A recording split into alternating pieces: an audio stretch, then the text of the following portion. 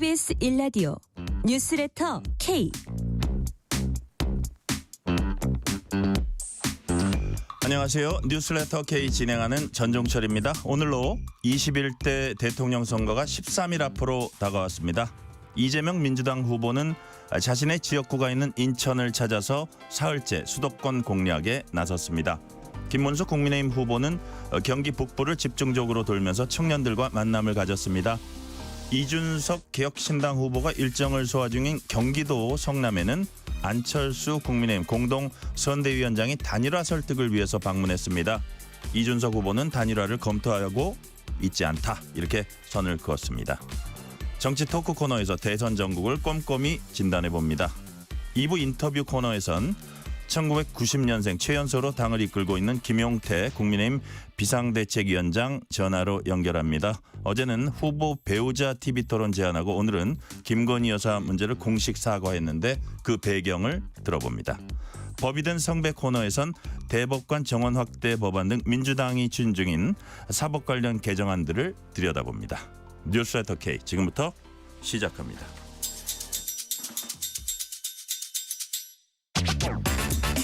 뉴스레터 K 정치 토크 오늘은 홍익표 전 민주당 의원, 조혜진 전 국민의힘 의원 나오셨습니다. 어서 오세요. 예, 반갑습니다. 말씀드린 대로 이재명 민주당 후보가 사흘 연속 수도권 표심 잡기에 나섰습니다. 오늘은 지역구가 있는 인천을 찾아서 지지를 호소했습니다. 이재명 후보 얘기 들어보시겠습니다. 이 정책 결정을 하는 사람들, 이 국가 부채를 가지고 그런 주장을 하는 사람들이 주로는 서민 다수 대중이 아닙니다. 다 힘센 사람들, 주요 보수 언론들, 힘센 경제 관료들, 대기업 임원 이런 사람들. 그들은 시민들에게 대중들에게 재정 지출이 줄면 자기들한테 오는 몫이 크다는 걸 알고 있어요. 나라 살림은 나라 자체를 위해서 하는 것이 아니라 국민을 위해서 하는 것입니다. 맞습니까? 그 국민도 힘센 소수가 아니라 힘없는 다수, 최대 다수의 최대 행복을 추구하는 게 바로 정치, 국정 아닙니까? 우리 국민들이 너무 힘들잖아요. 길이 있지 않습니까? 가능하지 않습니까? 왜 안 합니까? 자, 홍익표 의원님 어떤 걸 오늘 주로 강조했다고 보세요? 네, 지금 아마 이 통상 이제 국가 재정 건전성, 네네. 그다음에 이제 재정 지출에 대해서 보수와 진보 간에 가장 이게 첨예하게 이게 우리나라뿐만 아니라 전 세계적으로 이게 해석이 엇갈리는 부분 아니겠습니까? 예. 결국은 보수 경제학에서는 그 세수를 줄여서 그러니까 감수 그러니까 이제 그 감세죠. 네네. 감세를 통해서 그 기업이 스스로 활력을 느끼고 그다음에 재정 지출을 줄이고 그러면 이제 자연스럽게 경제가 활성화되면 세금이 늘고 뭐 좋아진다 이런 그 낙수 경제론이 기본적인 경제 철학이지 않습니까? 네네. 근데 사실은 이런 그 낙수 경제론이 별로 효과적이지 못하다는 것은 여러 차례 입증이 됐어요. 미국에서도 사실은 트럼프 일기 때도 실패했었고 가장 대표적인 게 그 레이건 정부 시절에 이게 본격적인 기조가 들어섰지만 레이건 정부 때도 결국은 쌍둥이 적자, 무역 적자와 재정 적자가 그 역대 최대로 늘어나는 그런 이 악순환에 빠졌는데요. 네. 이재명 후보가 지금 강조하는 것은 결국은 재정 지출을 적극적인 재정을 강조하는 것 같습니다. 적극적 재정. 예, 그렇습니다. 네. 이건 이제 문재인 정부 때도 얘기했다가 사실 문재인 정부 때 적극적 재정이 일부 이루어졌는데 그것이 윤석열 정부 3년 동안 다시 후퇴했죠. 그리고 지금 대선 정부에서도 상대당에서 뭐 돈풀기냐 뭐 이런 식으로 공격을 하니까 그렇습니다. 예. 예, 그러니까 철학적인 얘기를 한 거예요. 그러니까 구체적으로 어디에 돈을 쓰겠다 이런 게 아니라 재정 지출을 적극적 재정 지출을 통해서 경제 얘기를 넘어서겠다. 네. 그리고 재정 지출을 하면 할수록 혜택을 보는 것은 사실은 어렵고 힘든 계층이 더 이득을 보는 것이지 이것이 그 소위 뭐 우리 사회에서 기득권 잘 나가는 사람들은 그러다 보니까 도리어 이 재정 지출을 자꾸 반대하는 것 아니냐 네. 이런 식의 입장을 얘기를 한 것 같아요. 그래서 경제 정책의 일단이 전통적인 민주당의 정치 철학이죠. 경제 철학, 그러니까 즉 적극적 재정 지출을 통한 경제 활성화, 그다음에 취약계층에 대한 보호 이런 것들을 강조했다 이렇게 보입니다. 네, 그런 걸 이제 강조했는데 또 이게 사람이 또 어떤 워딩을 보게 되잖아요. 그래서 이게 보면 마치 이제 서민들에게 가는 돈이 줄면 이재명 후보가 말하는 힘센 사람들 그 예로 보수 언론을 들고 경제 관료 대기업 임원을 예로 들면서 그 사람들이 더 얻을 수 있고 만약에 저쪽이 많이 서민들한테 많이 주면 이 사람들이 자기네들한테 오는 게 줄어든다. 자 어떻게 보면 좀 나쁘게 해석을 하면 이 어법이 약간 갈라치기 같다 이렇게도 보이거든요. 예. 이게 이제 그 정확하게 보면 오는 몫이 크다 이런 것보다는 제가 예. 보기에는 정확하게 얘기하면 보수 언론 그다음에 경제 관료 그리고 이제 소리어 대기업이나 이런 쪽에서 주로 적극적 재정에 대해서 반대하죠. 왜냐하면 전통적으로 보면은 특히 경제 관료 쪽 기재부를 비롯한 경제 관료는 예. 재정 건전성 그래서 그 지출을 줄이려고 노력하고 있고 그리고 감세 기조를 주로 기업이나 보수 언론 쪽에서는 감세 네. 그다음에 작은 정부 소위 그 정부의 재정 지출을 줄이려고 하는 쪽에 기조에 있다 보니까 그런 쪽에 반대 측을 적시한 것 같아요. 뭐 이분들이 몫이 뭐 이러면 제로섬 게임처럼 예. 가난한 사람한테 가는 몫이 줄면 그쪽이 파이가 늘어난다는 것보단 결국은 적극적 재정 지출을 통해서 사회적 약자를 보호하는 것을 반대하는 사람들이 누구냐 이 사람들 아니냐 이렇게 지적한 것 같습니다. 네네. 자, 이 녹취에 드러난 스탠스 어떻게 평가하세요, 조혜진 의원님? 뭐 앵커님도 말씀하신 대로 이거는 갈라치기, 전형적인 갈라치기인데 갈라치기라도 수준이 좀 떨어져요. 표현도 그렇지만 아니 저기 재정 지출 서민 대중들에게 돈을 덜 나눠주면은 그 돈이 그러면은 뭐 보수 언론의 기자의 월급이 올라갑니까? 아니면 뭐 경제부처의 공무원의 월급이 올라갑니까? 그리고 대기업 임원들 이야기했는데 대기업 임원들이 뭐 20만 원, 25만 원 그 목매다는 사람들입니까? 예? 그 한 달에 그 급여가 뭐 1,000만 단위인데 그걸 그 서민들에게 안 주면은 그 사람들이 좋아진다. 그 사람들의 몫이 많이 돌아간다. 이건 너무 수준 낮은 논리를 하더라도 그다음에 거꾸로 돼 있는 게 서민들을 이건 또 수준도 낮지만 이게 속이는 거예요. 우리가 대기업 그 근로자들 급여 올려주잖아요. 네. 그러면은 이제 보통 이재명 후보 같은 사람은 그러면은 그걸 다 대기업 오너들이 다 감당한다고 보거든요. 급여 올려준 만큼. 안 그래요. 오너들 전체 손해 안 봅니다. 그게 그 밑에 하청업체들 단가 후려치기로 다 갑니다. 그럼 그 하청업체에 있는 그런 그 빈곤 근로자들이 죽습니다. 현실이에요. 그게 그렇게 현실이에요. 그러니까 이 대기업의 그 노조 그 파업이 일어나 가지고 임금 올라간 다음에 밑에 그 하청업체들 같은 근로자지만 신분이 다른 근로자, 대기업 근로자들은 귀족이고 이 사람들은 하청 근로자들인데 이 사람들은 정말 이건 그 죽어나는 거예요. 그 대기업 그 임금 투쟁 벌이는 거 보면은 마찬가지로 나라에 빚이 많아지면은 그 이재명 후보 같은 사람은 그 빚은 여러분한테 막 퍼준다고 해서 빚이 퍼주고 그 국가부채 그 빚내 가지고 여러분한테 퍼줘도 여러분 걱정하지 마세요. 여러분한테 그 갚으러 안 그럽니다. 다 대기업이나 기업들한테 법인세 걷어가지고 합니다. 그러거든요. 네. 그게 아까 그 우리 의원님 말씀하신 낙수 효과라는 용어도 있지만 전가 효과가 있습니다. 경제도 힘이에요. 힘센 사람이 자기한테 뭐가 부담이 오면은 자기가 부담할 수 있으면 부담하고 또는 부담할 명분이 있고 보람이고 떳떳한 부담하는데 아니다. 나한테 억울하게 나한테 왔다 그러면 다 힘없는 아래 사람들한테 다 전가합니다. 뭐 가격을 기업 같으면 가격을 올리든지 네. 아니면 단가를 후려치든지 해가지고 그래서 약한 사람에게 다 돌아가게 돼 있고 국가가 세금 부채를 많이 늘려가지고 뿌려줘도 나중에는 세금이나 그 물가로 다 돌아가잖아요. 서민들에게 힘없는 서민들에게 다 돌아갑니다. 자, 현실과 뭐 다르다 이런 취지로 말씀하셨고요. 자, 김문수 후보 역시 사흘째 수도권 유세 집중했습니다. 고양, 김포, 파주, 동두천, 양주 등 경기 북부 집중적으로 돌았는데 자, 지난 총선 때 한 1년 전에 민주당이 압승한 곳이 이제 특히 경기도잖아요. 그리고 직전 도지사가 이제 김문수 이재명 후보고 김문수 후보는 꽤 오래전에 이제 도지사였고 그렇다면 이거는 먼저 조혜진 의원님한테 예. 그럼 어떤 컨셉으로 지금 이 좀 분명한 열세 지역인데 그 부분에서 어떤 컨셉으로 지금 유권자에게 다가가고 있습니까? 오늘은 이제 청년 컨셉으로 예, 했어요. 예. 그러니까 청년 농업인들하고 청년 이제 상공인들하고 해서 포커스를 그렇게 맞춘 것 같고 네. 뭐 이게 우연인지 모르겠는데 첫 유세는 다 TK로 몰려갔거든요. 또 그 세 분 다 지난번에 말씀하셨지만 TK 그 연구가 있어가지고 그렇게 네네. 거기서 일합을 겨뤘고 이번에 또 서로 합의한 것도 아닌데 수도권으로 다 몰려왔는데 세 분 다 수도권에 정치적 연구가 있는 분들이죠. 그러니까 국민의힘은 여기서 열세지만은 이 김문수는 열세가 아니거든요. 강세였어요.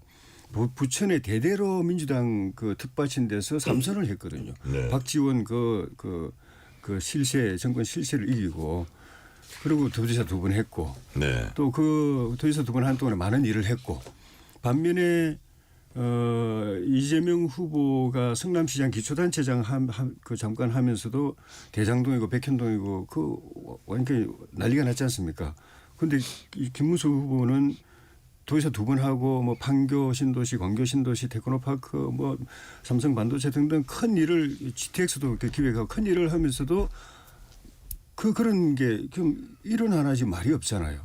그런 그 차별성도 물론 이제 본인이 유세 때 그런 거 하는지 모르겠지만은 충분히 수도권 전략에 그 경쟁력이 있다고 보여지고 어쨌든 네. 여기가 캐스팅보트이기 때문에 여기서 일단 주도권을 좀 잡는데 1차적으로 승부를 좀 던지는 거라고 봅니다. 자, 두 분 다 경기지사 출신이고 두 분 다 여기에 어떤 뭐라 그럴까 어필할 부분이 있을 것 같은데 홍익표 의원님 좀 반박을 들어야 될 것 같아요. 지금 조혜진 의원님 말씀한 거에.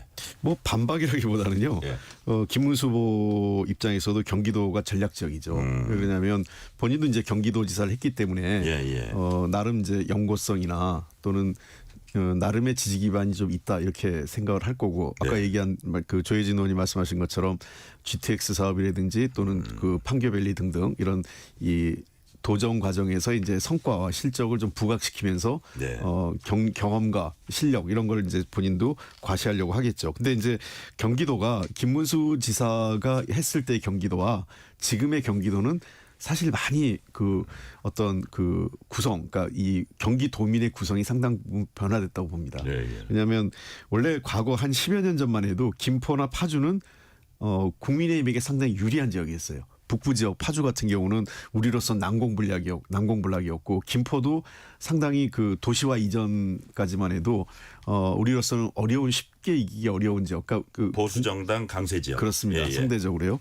그런 지역인데 최근 들어와서 서울을 둘러싼 그 주변 지역 파주 같은 경우도 지금 국회의원이 전부 다 우리 당이고 김포도 다 우리 지역이고 그러니까 이 과거 보수 지역이었던 지역들이 인구 구성이라든지 예. 도시화 그리고 서울 부동산 가격의 어떤 변동, 그러니까 서울에서 경기도 외곽 지역으로 이탈한 거죠. 예. 주민들이. 그러니까 특히 40대 그 어떤 이 뭐랄까 도시 초년생 부부 또는 아이들 젊은 어린 아이들이 있는 부부들이 서울에서보다는 좀 더 집값이 낮은 경기도 지역으로 이전하면서 서울은 상대적으로 우리 당에게 좀 어려운 지역이 됐고 네. 경기도 지역은 굉장히 우리한테 유리한 지역이 돼 있어요. 지난번 총선 때도 경기도에서는 거의 10%포인트 정도 우리가 앞섰거든요. 총선 득표율이.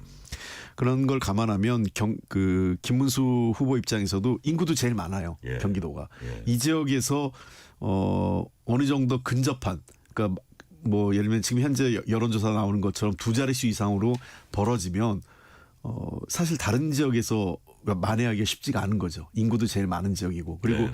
연쇄 효과가 있는 거죠. 경기도가 인천, 서울 그리고 그 인접한 충청도까지 영향을 준다는 전략 지역이네요. 측면에서 예. 경기도 지역이 상대적으로 그 굉장히 중요한 전략적 전략적 지역이 된 것 아니냐 네. 그런 거에 대해서 양 후보가 지금 주력하고 있는 것 같습니다.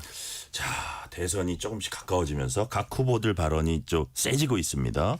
자, 이제 본인에게 제기된 국민의힘이나 뭐 이준석 후보로부터의 그 공격에 대해서 이재명 후보는 커피 원가 120원 이 발언 호텔 경제학 요거. 자, 커피 원가 두고는 발언 맥락 뺀의 왜곡 조작이다. 호텔 경제학에 대해선 경기 나쁠 때 소비 진작하는 걸 승수 효과로 하는데 이를 모르는 바보들이 있다. 자, 어떻게 이런 발언들은 어떻게 평가하십니까, 조혜진 의원님? 지금까지 이재명 후보가 살아온 방식, 정치해온 방식, 이슈를 다뤄온 방식을 그대로 하는 거죠. 그러니까 우리가 보지만은 많은 흠결이 있지 않습니까? 법적으로도 하자가 있고 지금 수사받고 재판받고 있지만은 그 어느 것에 대해서도 진정성을 가지고 사과한 걸 좀 거의 본 적이 없거든요.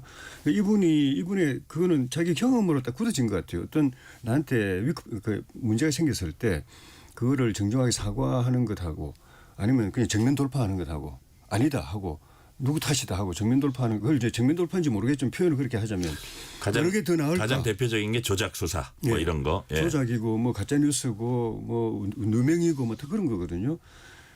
그게 더 효과적이다라는 게 이분의 그 철학으로 굳어진 것 같아요.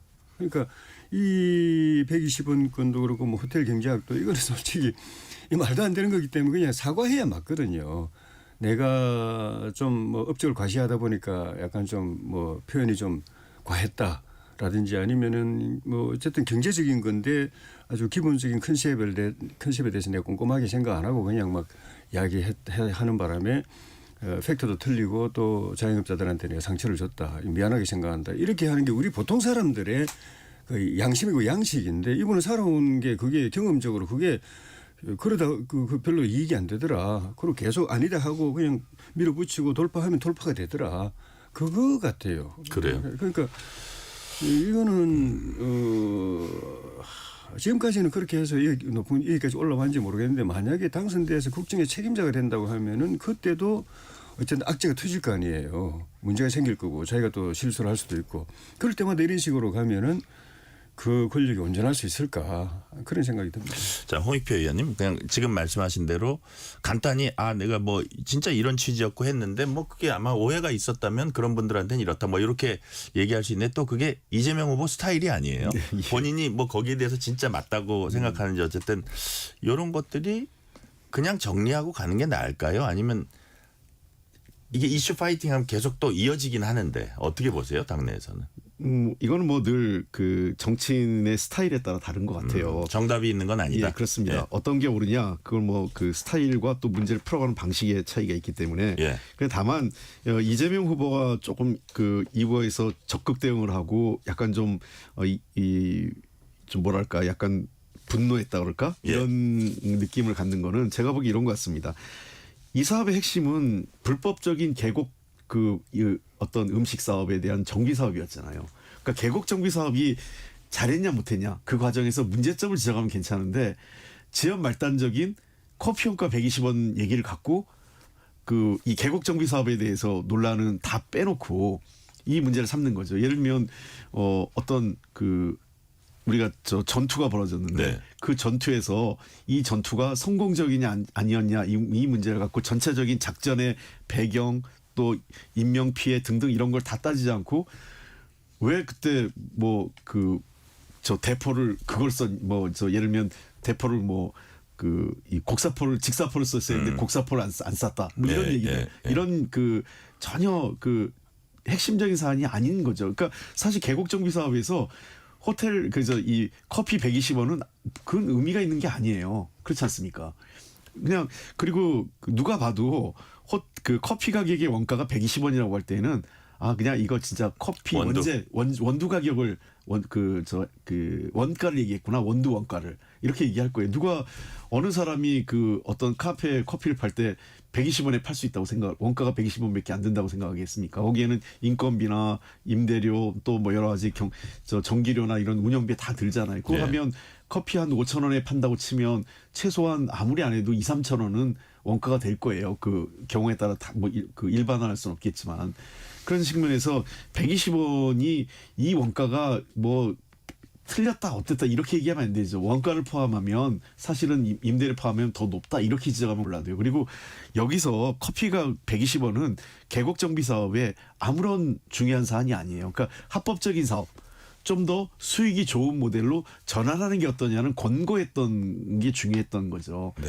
그리고 호텔 문제도 그래요. 호텔 경영학 이게 호텔 경제학 얘기하는데 경제학이란 말은 이재명 후보도 붙이지 않았어요. 그날 TV 토론 과정에서도 나도 아주 단순하게 그냥 돈이 도니까 이런 좋은 효과가 있다라는 걸 설명하기 위해서 매우 단순화시킨 모델인데 이걸 갖고 마치 후보의 전체 경제학 어떤 무슨 노믹스처럼 이렇게 왜곡하면 안 된다 이 얘기를 하는 거였죠. 그러니까 전체 맥락을 봐자. 그렇습니다. 네. 자, 그 말씀만 짧게 말씀드리면 짧게만요. 그 120원 그것도 계곡 업적인데 사실은 그것도 지금 논란이 오래됐거든요. 조광원 남양주 시장은 자기가 한 일을 이재명 시장이 그런 채 같다라고 이야기하는 부분이고 그 호텔 경제학이라는 것도 결국은 자기가 집권하면 지금까지 해왔듯이 자기가 집권하면은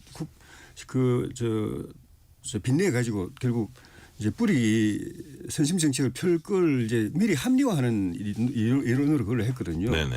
근데 그 논리 자체도 뭐 시간이 없어서 설명을 못 드리겠지만은 틀린 거기도 하고 그걸 근거로 해서 또 뿌리기 시작하면은 국가 그 살림 완전히 그냥 바닥나고 그러면 결국 힘들어지는 거는 경제 약자들이 힘들어집니다. 네. 근데 자, 저희 한 홍익표 가지만 의원님. 예. 저도 반박을 하면 첫째 차라리 저는 그런 문제 제기를 했으면 좋겠어요. 이게 뭐 누가 원조냐. 그런 논쟁은 계곡 정비 사업에 저는 원조 이게 중요하지 않다고 생각해요. 좋은 사업은 누가 했든 시작했고 확대 발전하면 좋은 거다 이렇게 생각을 해요.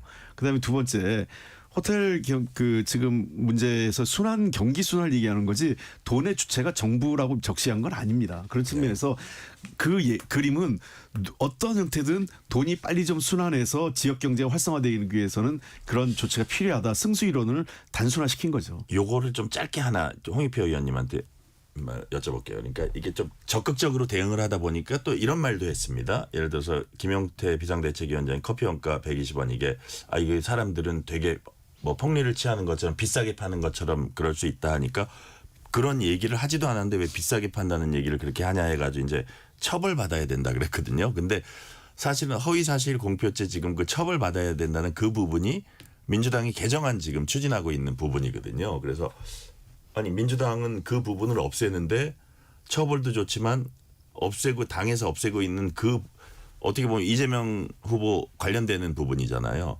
이런 데 대한 지적도 나와요. 그런 것들은 어떻게 약간 당에서 일단은 뭐 선거 국면이기 때문에 좀 즉흥적으로 나오는 얘기들도 좀 있는 거죠. 다 정해진 것만 하는 건 아니고. 고소 고발은 아마 이루어진 것 같아요. 그래요? 그런데 통상적으로 선거 때 고소 고발을 하는 가장 큰 이유는 더 이상의 네거티브를 또는 이 사실 왜곡을 막기 위한 수단이고 되게 우리 조 의원님도 아시겠지만 선거가 좀 끝나고 나면 양당이 이후에 좀 불필요한 고소 고발은 일괄해서 정리하는 형태로 가거든요. 그래요? 저는 선거가 끝나면 그렇게 한번 정리할 필요가 있지 않을까 생각을 합니다. 네. 자, 김문수 후보는 이재명 후보가 유세 현장에서 방탄유리 세워두고 연설하는 걸 비판했습니다. 김문수 후보 목소리 들어보시겠습니다.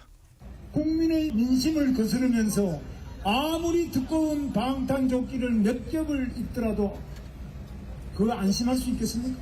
아무리 두꺼운 방탄유리를 몇 겹을 치더라도 국민의 민심을 거스리고 죄를 많이 지어서 재판을 5개나 받고 있는 이런 범죄자를 우리 방탄유리와 방탄조끼와 경호원이 지켜줄 수 있겠습니까, 여러분? 저도 감옥에 가서 저는 감옥을 2번 갔는데 2년 6개월 살았습니다. 그런데 감옥에 앉았으니까 편안하더라고요. 잡혀갈 일도 없고 고문당할 일도 없고 마음고에 편하더라고요. 감옥에 앉았으니까 법인카드 쓸 일도 없어요. 그래서 죄 많이 지은 사람은 방탄조끼를 입을 것이 아니라 감옥에 앉아있는 것이 가장 안전합니다. 방탄 유리 비판을 하고 뭐 왜 국민들하고 이렇게 거리를 두냐 하다 나중에 방탄 입법 얘기까지 갔는데 근데 또 무슨 얘기까지 했어 하면 아니 나 같으면 총 맞을 일 있으면 맞겠다 그랬는데 사실 그거는 신변 안전에 관한 건데 아니 그거 좀 약간 어떤 선을 넘은 거 아니야 이런 또 지적도 있어요. 그 발언의 전체적인 취지를 봐야 됩니까 이것도? 이재명 후보가 방탄복 입고 또 방탄 유리까지 하는 거는 본인의 요청이거든요. 본인의 판단이고 뭐 주변에서도 뭐 걱정하는 사람들이 있겠지만은 제가 이렇게 보니까 이재명 후보가 나를 지지하는 열성 지지자들이 있다. 그 든든하다 이렇게 생각하면서도 그 감각적으로 나를 굉장히 비토하는 국민들이 있다. 그게 뭐 절반일지 뭐 3분의 1일지 모르겠지만은 하여튼 굉장히 많은 국민들이 자기를 그냥 정책적으로 지지하지 않는 게 아니라 굉장히 거부감과 저항감과 불안감 자기에 대해서 불안감을 가지고 이 공포심에 가까운 그런 경계심을 가지고 있다. 그런 것들이 작용돼서 어떻게 돌출적인 행동이 벌어질지도 모르겠다. 돌발 사태가 벌어질지도 모르겠다. 이상 행동하는 사람 나타날지도 모르겠다. 라고 생각해서 그걸 한 것 같아요. 그렇지 않으면 이렇게 논란을 어떻게 보면 조롱받는 거잖아요. 조롱받으면서 그렇게 할 리가 없는데 그게 사실은 앞으로도 걱정입니다. 물론 선거가 결과 나와봐야 되겠지만은 국민의 반가까운 사람들이 어떤 정치 지도자에 대해서 저렇게 거의 뭐 그 공포스러워할 정도가 됐을 때 그게 국민 통합은 가능하지도 않은 거고 국정 운영이 정상적으로 될 것인가 하는 그런 부분에서 그런 측면에서 이제 김문수 후보는 나 뭐 민주당 이재명 지지자들 나 안 찍겠지만은 그렇다고 내가 저렇게까지 그분들을 무서워해야 될 정도로까지 그런 건 아니라는 걸 내 자부심 가진다.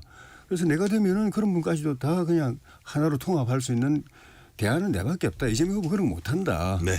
그런 뜻인 것 같아요. 자, 홍익표 의원님, 그러니까 아니 실제적인 위협이나 그런 것들이 있는데 그러면 안전을 확보하는 게 맞지 않냐 이게 이제 민주당 그 얘기인데 또 국민의힘에서는 국민과 저렇게 거리를 두고 또 하나는 약간 공포를 조성해서 통치하는 방식은 뭐 이런 부분을 얘기하고 있는 것 같아요. 그건 좀 사실과 다릅니까? 어떻습니까? 그런 좀 뭐 이런 공포를 조작해서 뭐가 유리하겠습니까? 사실은 그 당 내에서도 일부에서는 뭐 이런 당연히 방탄조끼나 이런 방탄유리를 하면 할수록 정치적 공격에 빌미를 주고 득표율에 부정적인 영향을 줄 수도 있다는 우려도 하죠. 그러나 이 가장 중요한 것은 후보의 안전 문제가 최우선적인 거기 때문에 유불리를 떠나서 안전을 최우선으로 하자 이런 거에 대한 당내 합의가 있었던 것이고 특히 왜 이러냐면 이재명 후보 본인으로서는 굉장한 트라우마일 거예요. 그 부산에서 직접 그 칼로 위협을 생명의 위협을 느꼈었던 거 아니겠어요? 제가 보기에는 유사한 경험을 한번 한 경우에 그런 이 대중적 접촉에 상당한 심리적 위축이 있을 겁니다. 그런 측면에서 저는 뭐 김문수 후보가 이렇게 그 공격을 할 수도 있는 거지만 그래도 한 번쯤은 먼저 우리 정치판에 어떤 그 생각이 다르다고 이념이 다르다고 그 어떤 정치인에게 테러를 하거나 생명과 관계되는 문제를 이런 걸 하는 것은 해서는 안 된다. 단호히 반대한다. 이런 멘트는 한 번쯤은 하는 게 같은 그 뭐랄까요 이 같은 직업군에 있는 네. 이 입장에서는 그걸 먼저 해주고 비판을 하더라도 비판하는 게 맞지 않나 싶습니다. 자, 국민의힘의 이준석 후보에 대한 그 단일화 러브콜 강도가 높아지고 있습니다. 김문수 후보 오늘 초청 토론회에서 마지막에 결국 저 단일화가 돼서 훌륭하게 대선 승리를 이끌 주역이다. 뭐 이런 얘기도 하고 김용태 비대위원장, 신동욱 대변인, 심지어 안철수 의원은 그 유세 이제 현장까지 직접 가서 만나기도 하고 뭐 이랬는데 여기에 대해서 이준석 후보가 뭐라 그랬는지 직접 들어보시겠습니다. 18일 야밤에 이제 토론이 끝나고 나서 또 많은 젊은 세대는 19일에서 20일까지 거쳐가지고 유튜브를 통해 가지고 이런 토론의 내용을 접했습니다. 그렇기 때문에 아마 21일, 22일경에 진행된 조사에서는 저희가 완연한 상승세가 또 보일 것이고요. 저희 내부 자체 조사도 진행하고 있는데 추이가 비슷하게 지금 나타나고 있습니다. 그래서 저희는 우상향 곡선을 가고 있기 때문에 단일화나 이런 논의보다는 저희 꾸준히 저희를 지지해주는 젊은 세대와 그리고 개혁을 바라는 진취적인 유권자들에게 도리를 다하겠습니다. 자, 조혜진 의원님 23일 날 2차 토론 있고 25일 날부터 투표용지 이제 인쇄하는데 24일이 데드라인이네요. 보시기에 단일화 불씨는 살아있다, 꺼졌다. 살아는 있죠. 그래요. 그런데 뭐 그렇게 낙관적으로 예측하긴 뭐 어렵죠. 네. 원래 단일화라는 게 어려운 것이기도 하고 단일화가 됐을 때 이재명 후보를 꺾을 수 있는 보장이 있어야 되는 것이고 그만큼 이제 시너지가 나야 되는 것이고 그리고 단일화 되면 그다음부터 이제 정치 행보를 같이 해야 되는데 대선이 끝나고 난 이후에도 김문수 후보 개인이 아니라 이 단일화된 이 집단 전체가 같이 가야 되는 거거든요. 선거 끝나고 나서 또 빠이빠이 헤어질 것 같으면 그건 의미가 없는 것이고 그렇게 같이 했을 때 이재명 후보 먼 길을 가야 되는 이재명 후보가 아니라 그 이준석 후보에게 여기에 내 이상을 펼 정치적 입지나 활동 공간이 확보될 수 있을 것인가. 그 고민을 하겠죠.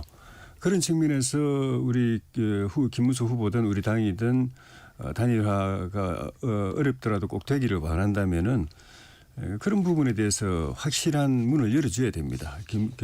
이준석 후보가 보수 진영에 다시 이제 본진에 다시 들어왔을 때 우리 당도 지금 완전히 새로 환골탈태하고 그럼 나야 될 상황이거든요. 네.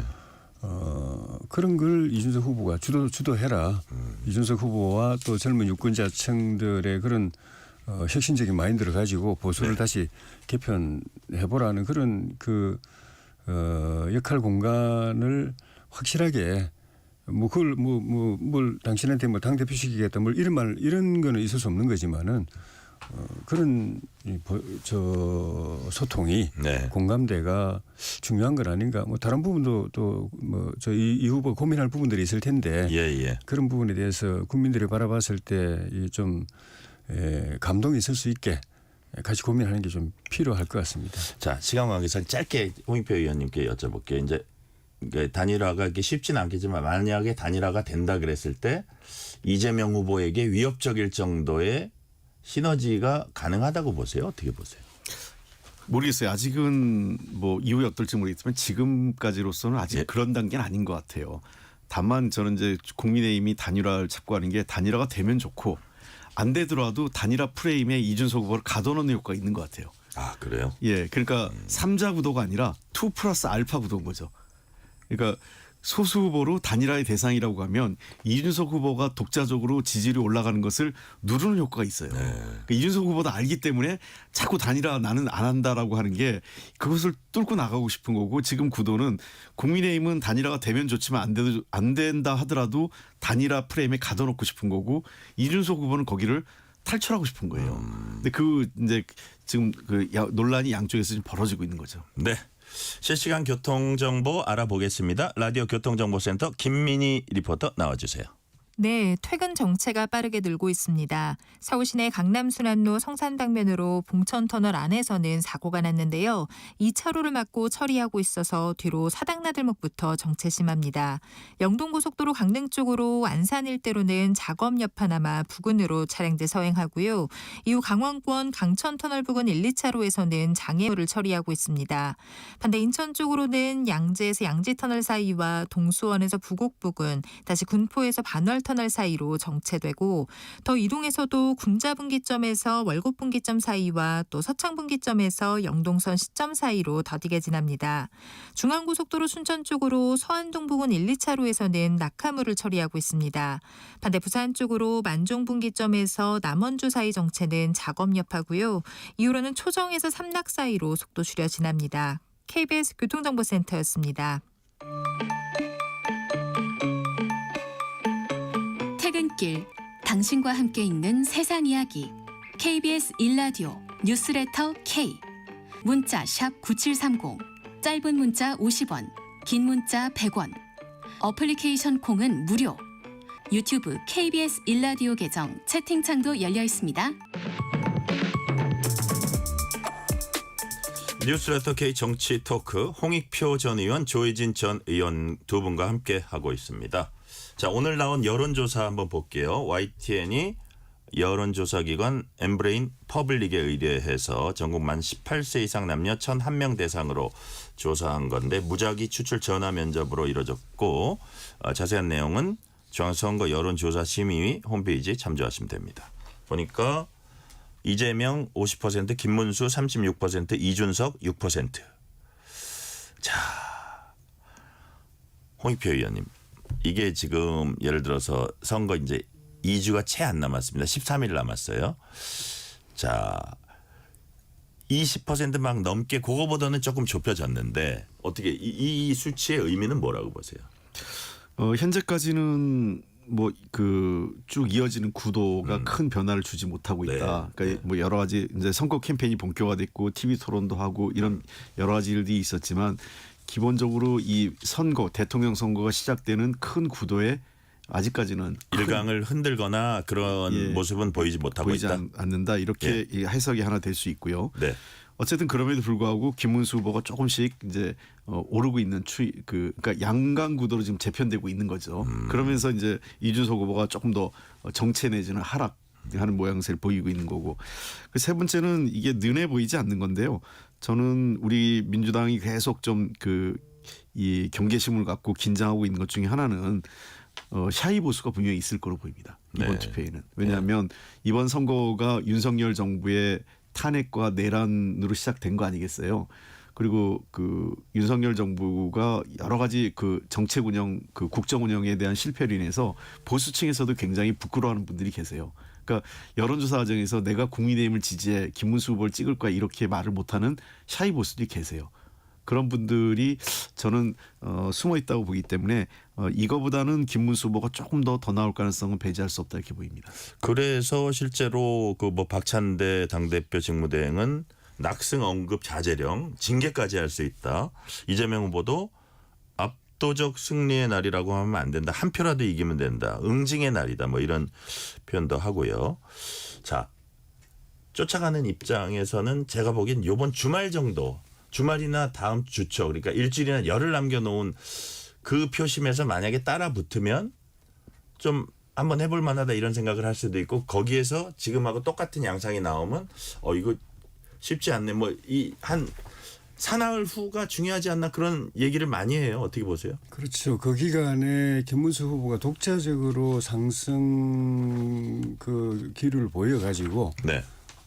단독으로 이재명 후보 격차를 줄여간다면 그거대로 뭐 희망이고. 만약에 그렇게 되면 단일화 가능성도 더 높아진다고 보세요? 그렇죠. 현재 오늘 좀 인용하신 그 지지율 조사만 하더라도 단일화가 왜 필요한가를 보여준다고 보거든요. 50대 36대 6인데 합하면은 일단은 산술적으로 50대 40인데 네. 8% 차이거든요. 근데 합하면은 물론 이제 이준석 후보 6%죠. 6%였죠. 네. 6%요. 예. 그게 그대로 올지 안 올지는 모르겠지만 그거는 단일화를 드라마틱하게 하게 되면은 뭐 그대로 올 가능성도 있고 뭐 빠진다 하더라도 뭐 1, 2% 정도일 텐데 문제는 그래 되면은 좀 전에 샤이 보수 말씀하셨는데 우리 지지자들 중에 투표욕을 잃은 사람들이 있거든요. 네. 이거 뭐 어려운가 보다라고 해서 투표율 잃은 지지자들의 결집이 다시 살아날 수가 있고 그다음에는 중도층에서 그냥 아직 마음을 정하지 못한 부동층이 우리가 끌어올 수 있는 그 동력으로 단일화 동력 끌어올 수 있는 힘이 있고 더 이상적으로 기대한다면은 이재명 후보에 대해서 별로 탐탁치 않은데 이쪽은 뭐 어떤 계엄 탄핵이 있지 거기다 또 갈라져 있지 이러니까 이쪽으로 오지 못하고 그냥 찍는다면은 네. 이재명 찍겠다고 하는 중도층도 아주 이상적으로 본다면은 거기까지도 우리가 한번 흔들 수 있지 않겠나 그러면은 그 흐름이 형성이 된다고 하면은 이재명 후보 측에서는 긴장할 만하죠. 네. 하와이 특사단에 대해서 하나만 여쭤볼게요. 네. 조혜진 의원님한테. 네. 이제 그러고 돌아왔는데 네. 여하튼 민주당과 손은 안 잡는다. 김문수 후보 지지한다. 그렇지만 대선 끝나고 들어간다. 아주 홍준표 전 시장다운 딱. 그러니까 직접 적극적으로 뛰진 않겠지만 그래도 뭐라 그럴까 이렇게 반감 효과를 주지는 않겠다 뭐 이런 것 같은데 네. 이게 우픈 현실입니까? 아니면 당 입장에서 보면 그나마 다행입니까? 그나마 다행이죠. 그래요? 그전에 계속 욕하고 뭐 표 떨어뜨리고 그렇게 해왔는데 예. 그나마 다행이고 좀 전에 말씀드린 그런 어쨌든 뭐 제가 볼 때는 이 표심이 유동성이 있기 때문에 그런 긍정적 변화가 생긴다면은 좀 더 나아가서 그런 정도의 역할을 넘어서서 홍준표 전 후보께서 뭐 경우에 따라서는 원격 사격을 해줄 수도 있을 것이고 네. 아주 극적인 경우에는 뭐 돌아와서 어떤 역할을 할 수도 그 가능성도 우리가 어떤 판을 만들어내냐에 따라서 변수가 있다고 봅니다. 자, 홍익표 의원님께는 다른 질문 드릴게요. 지금 시간 관계상 두 분한테 다 똑같은 질문 못 드려서 윤석열 대통령이 오늘 부정선거를 소재로 한 다큐 영화를 관람했습니다. 자, 근데 김영태 비상대책위원장도 그렇고 특히 조경태 국민의힘 의원은 SNS 통해서 누굴 위한 행보냐, 이재명 민주당 제1호 선거운동은 자청하는 거냐, 좀 강하게 비판을 했습니다. 지금 오늘 영화 관람은 어떻게 평가하세요? 그러니까 아직 윤석열 전 대통령이 그 현실 인식이 안 되고 있는 거예요. 본인이 왜 탄핵이 됐고 비상계엄이 뭐가 잘못됐는지 네. 그때 이 비상계엄의 중요한 원인 중에 하나를 본인이 제시한 게 이 부정선거 얘기를 했지 않습니까? 근데 본인이 현직 대통령으로 부정선거에 그 근거도 어떤 증거도 찾아내지 못했고 또 자기하고 가장 가까운 사람 중에 한 분이 선관위 사무총장이 됐잖아요. 근데 그분도 법정에서 다 부인했지 않습니까? 국회하고 법정에 서서. 그런 현실에 대해서 인식을 못하는 거예요. 사실은 그러니까 제가 늘 몇 번 얘기했지만 선거의 부실 관리 이런 문제는 있을 수 지적될 수 있겠지만 조직적으로 뭔가 결과를 의도해서 기획해서 부정선거는 존재하지 않는다는 겁니다. 그럼에도 불구하고 윤석열 대통령은 여전히 현실 인식을 못하고 있고 또 국민의 입장에서는 답답한 거죠. 아까 제가 그 선거 구도 그 50% 30% 네네. 이렇게 나왔잖아요. 예, 예. 그 구도가 거의 일치하고 있는 게 뭐냐면 그 탄핵에 대한 심판과 민주당에 대한 그 거대 그 야당에 대한 일당에 대한 심판 이 두 구도가 지금 고착돼 있는 구도를 그대로 반영하고 있거든요. 네네. 그러니까 국민의힘으로서는 어떻게든 윤석열 대통령을 지워내고 뭔가 이 구도를 바꿔보고 싶은데 자꾸 틈만 되면 윤석열 전 대통령이 나와가지고 행보를 하고 국민들은 잊을만 하면 다시 윤석열, 잊을만 하면 다시 윤석열 이렇게 돼서 그 이재명 후보 대 윤석열 전 대통령의 구도가 고착되면 고착될수록 이 선거는 정말 더 어려워지는 거죠. 그러니까 김문수 후보의 공간이 사라지는 거기 때문에 그러니까 조경태 의원이나 그 김용태 비대위원장 같은 사람은 정말 화가 나는 거죠. 이게 뭐 진짜 의도하고 일부러 이러는 거냐. 그러니까 제가 아마 국민의힘 의원이라도 네. 정말 화가 날 것 같아요. 자, 조희진 의원님 현장에서 뛰실 테니까 어떻습니까? 이런 게 나오면은 좀 어떤 그 이게 뭐 제동 걸린다는 표현까지는 뭐하지만 뭐라 그럴까 부정적 효과가 있다고 보십니까? 결국 중요한 거는 중도층이잖아요. 예. 거기가 결정하는 건데 중도층의 반응은 안 좋죠. 그 제가 현장에서 이렇게 유세를 하다 보면은 네. 우리 당이나 후보에 대해서 반감을 표시하고 이재명 후보에 대해서 이렇게 찍겠다고 하는 사람들의 기본이 딱 두 가지 윤석열 대통령에 대한 실망 또는 반감 국민의 거기서 역할을 못하고 같이 이렇게 그 휩쓸려 간 국민의힘에 대한 실망. 네. 그것을 다시 리바이벌 시켜는 재확인시켜주는 의미가 있기 때문에 네.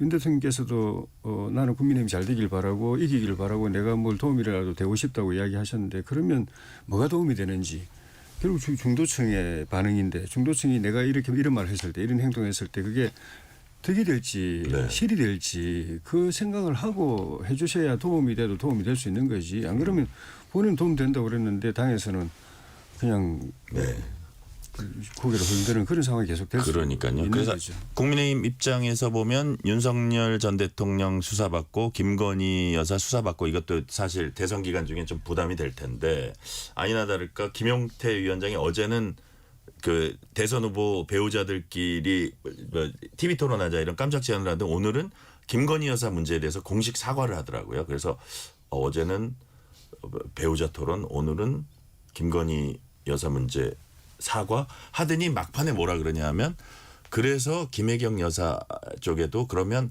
TV 저 배우자 TV 토론 안 하려면 어떤 식으로 검증할 건지 또 대안을 내놔라 또 이런 식으로 얘기하거든요. 민주당 입장은 어떤 겁니까 거기에 대해서? 일단은 그 선거는 양 후보가 하고 있지 않습니까? 네. 김혜경 여사나 그러니까 배우자들 영부인이 되실 그 배우자가 출마한 게 아니거든요. 그래서 이 선거 국면에서 그렇게까지 한 사례도 없고 그럴 이유도 없습니다. 다만 그러나 어느 정도 공적인 지혜가 가기 때문에 검증을 했죠. 그러니까 지난번 대선 때 그 당시 배우자 두 분 다 대국민 사과까지 하고 그랬지 않습니까? 네.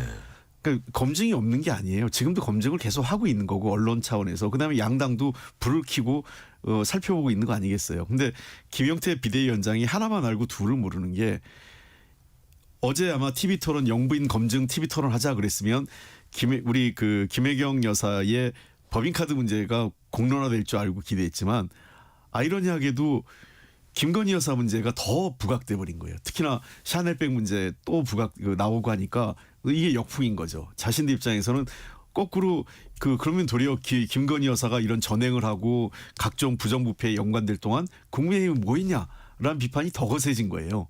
그러니까 오늘 사과하고 어제보단 톤다운이 됐어요. 그러니까 뭐 어제는 TV 토론 호기롭게 TV 토론 얘기했다가 이제는 도리어 한 발 뺀 게 제도적 개선. 그러니까 앞으로 영부인을 포함해서 그 가족이나 친지들에 대한 어떤 그 부정부패나 또는 직권남용, 그러니까 어떤 권한남용의 여지를 차단할 수 있는 제도적 개선이 뭐냐 같이 모색해 보자고 몇 가지 얘기했고 네. 저는 뭐 그런 방안에 대해서 민주당도 반대할 이유가 없다고 생각합니다. 네. 배우자 TV 토론 이게 뭐 전례가 없던 거긴 한데 여튼 제안을 했습니다. 왜냐하면 국민의힘에서는 김정숙 여사 문제도 계속 제기하고 있고 민주당이 김건희 여사 문제 제기한 건 뭐 계속 지속적으로 해왔고요. 여튼 뭐 제도적으로 잘 갖춰져야 되지만 어쨌든 대선 국면이니까 해보자. 그래서 거절을 하니까 그럼 대안을 한번 내봐라. 뭐 이런 움직임 어떻게 보세요? 검증은 필요하죠. 그건 민주당이 지난번 선거 때 이미 강력하게 제기를 했던 부분이고 배우자에게 무슨 큰 하자가 드러난다고 해서 뭐 후보가 그만두진 않겠지만은 그 과정에서 문제가 생긴다면 사전에 네. 좀 그 부분을 좀 개선할 그 기회가 있을 수가 있는 것이고 그리고 하자가 많은 경우에는 그 배우자의 남편 그 배우자가 대통령이 된다고 가정하면 이제 더 강력한 감시 견제 장치를 또 마련할 필요가 있는 것이고 네. 그런 측면에서 검증이 필요한데 그걸 토론을 형식으로 할 것이냐 하는 거는 토론을 통해서 그런 것이 제대로 토론을 통해 네거티브 또 뭐 이렇게 서로 뭐 그냥 서로 뭐 싸우고 후보들끼리 싸우는 것도 보기 싫은데 부인들끼리 나와서 그러면은 국민들이 더 스트레스 받을 것 같고 토론 자체는 뭐 그런 일이 없었으니까 호기심을 갖고 혹시 뭐 시청할 분들이 계실지 모르겠지만은 별로일 것 같고 그냥 차라리 토론을 한번 해본다 하면 훈훈하게 그냥 생활 그 뭐 살림 네. 민생 여성으로서 또 정치인 아내로서 그런 경험 이런 걸 가지고 따뜻하고 가볍게 토론하는 거 뭐 기획을 하려면 그런 쪽으로 해야 되는 거 아닌가? 네네. 저는 이게 불가능한 홍익표 게요. 의원님? 왜 불가능하냐면 두 분이 국정을 운영하는 게 아니에요. 그러니까 영부인은 보이지 않는 역에서 그 역할을 하는 거 아니겠어요? 그런데 그러면 만나서 토론하면 무슨 토론하겠습니까? 가족 정책을 토론하겠어요? 정책 토론할 수 없잖아요. 권한이 없기 때문에.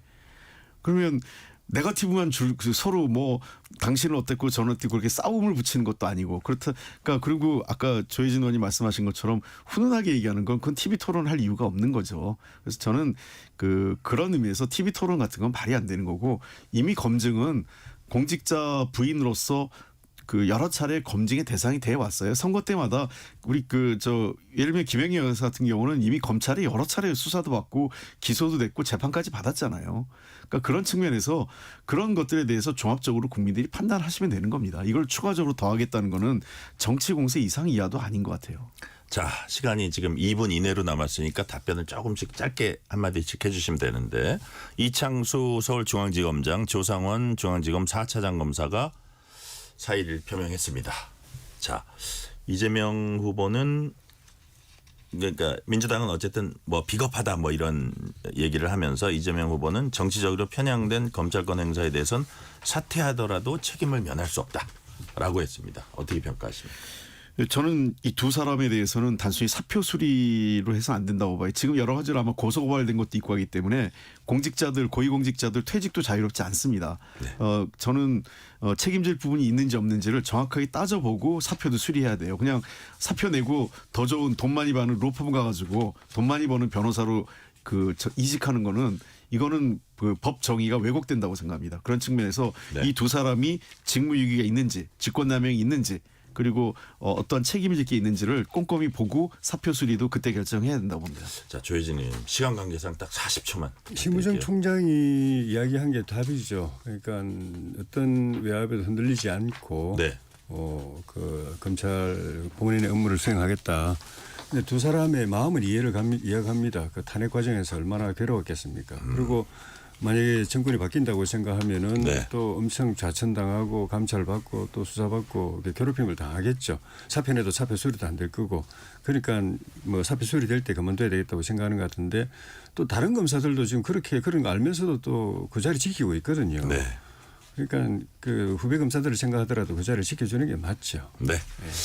자, 문자 하나 소개해 드릴게요. 3893님이 유익한 프로그램 잘 듣고 있습니다. 오늘이 부부의 날이네요. 모든 부부들 행복한 일들만 가득하시길 바랍니다. 라는 따뜻한 문자를 주셨고요. 오늘 말씀은 여기까지 듣겠습니다. 홍익표 전 민주당 의원, 조혜진 전 국민의힘 의원이었습니다. 말씀 감사합니다. 네, 고맙습니다. 뉴스레터 K 1부 마치고 2부가 이어집니다.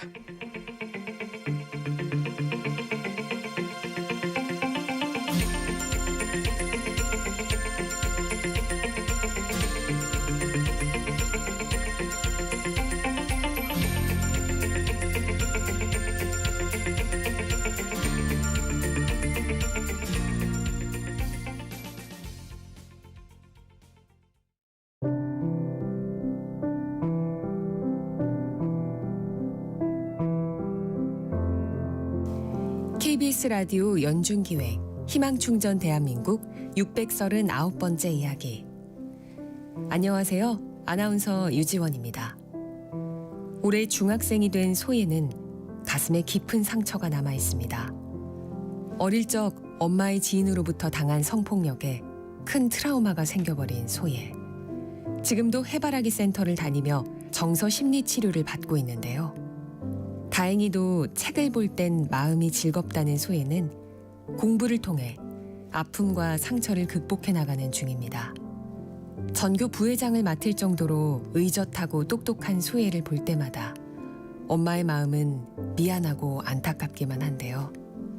중국인인 엄마는 휴지 공장에 다니며 살림을 꾸려나가 보지만 아이의 교육비와 생활비를 감당하기엔 형편은 늘 부족하고 어렵기만 합니다.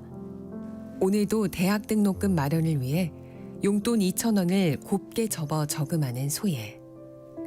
외국인 한부모 가정인 소예와 엄마를 위해 여러분의 아낌없는 지원과 격려를 보내주세요.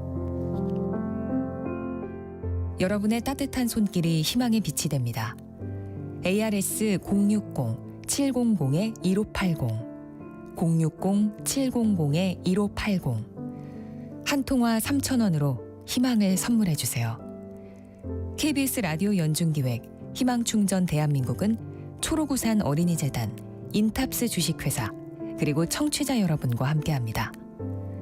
ARS 060-700-1580 한 통화 3,000원입니다.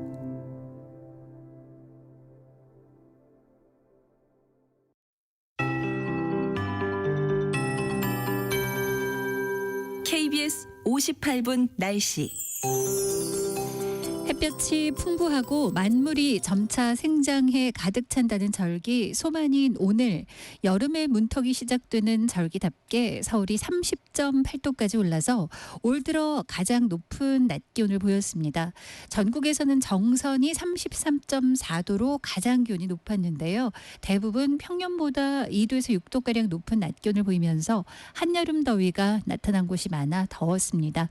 내일은 전국이 흐리고 비 소식이 있는데 5에서 20mm 정도 예보돼 있고요. 오늘보다 기온은 2도에서 6도가량 낮에 떨어지겠습니다. 그래도 내일 여전히 더운 곳이 있겠고 내일 새벽부터 중부지방에 내일 오전부터는 전북, 경북, 내일 낮부터는 그 밖에 남부지방으로 비가 오겠고 수도권과 강원권은 좀 일찍 내일 오전에 비가 그치겠습니다. 충청 내륙과 경상권은 내일 오후, 전남 일부는 내일 밤에 비가 그치고 전북은 모레 금요일 새벽까지 이어지겠습니다.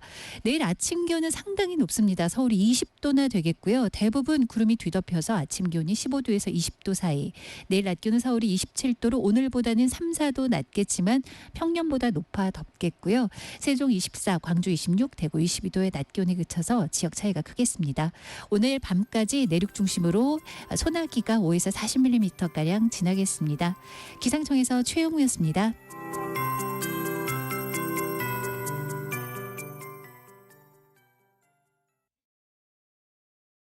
정성을 다하는 국민의 방송 KBS가 6시를 알려드립니다. AM 711kHz, FM 97.3MHz, KBS 1라디오입니다. HLKA.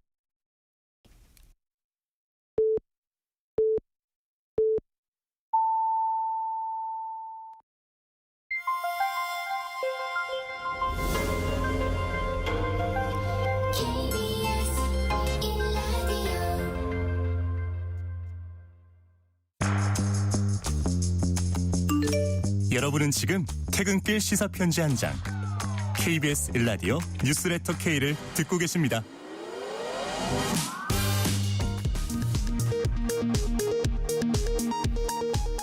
이 시각 라디오 정보센터 뉴스입니다. 더불어민주당 이재명 대선 후보가 오늘 자신의 지역구가 있는 인천 지역을 찾아 지지를 호소했습니다.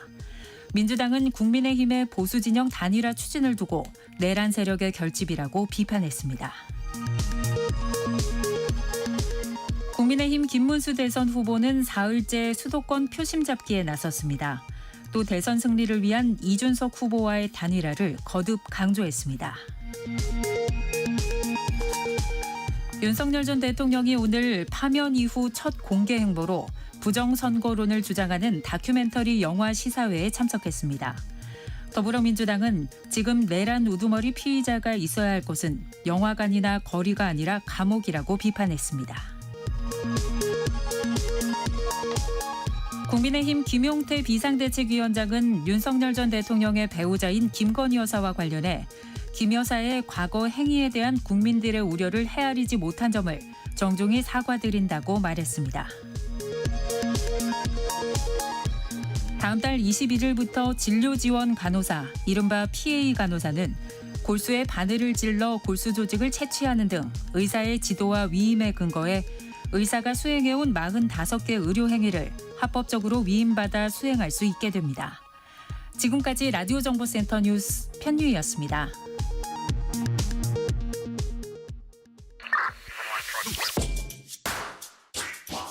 뉴스의 진수를 보여주는 인터뷰 뉴진수.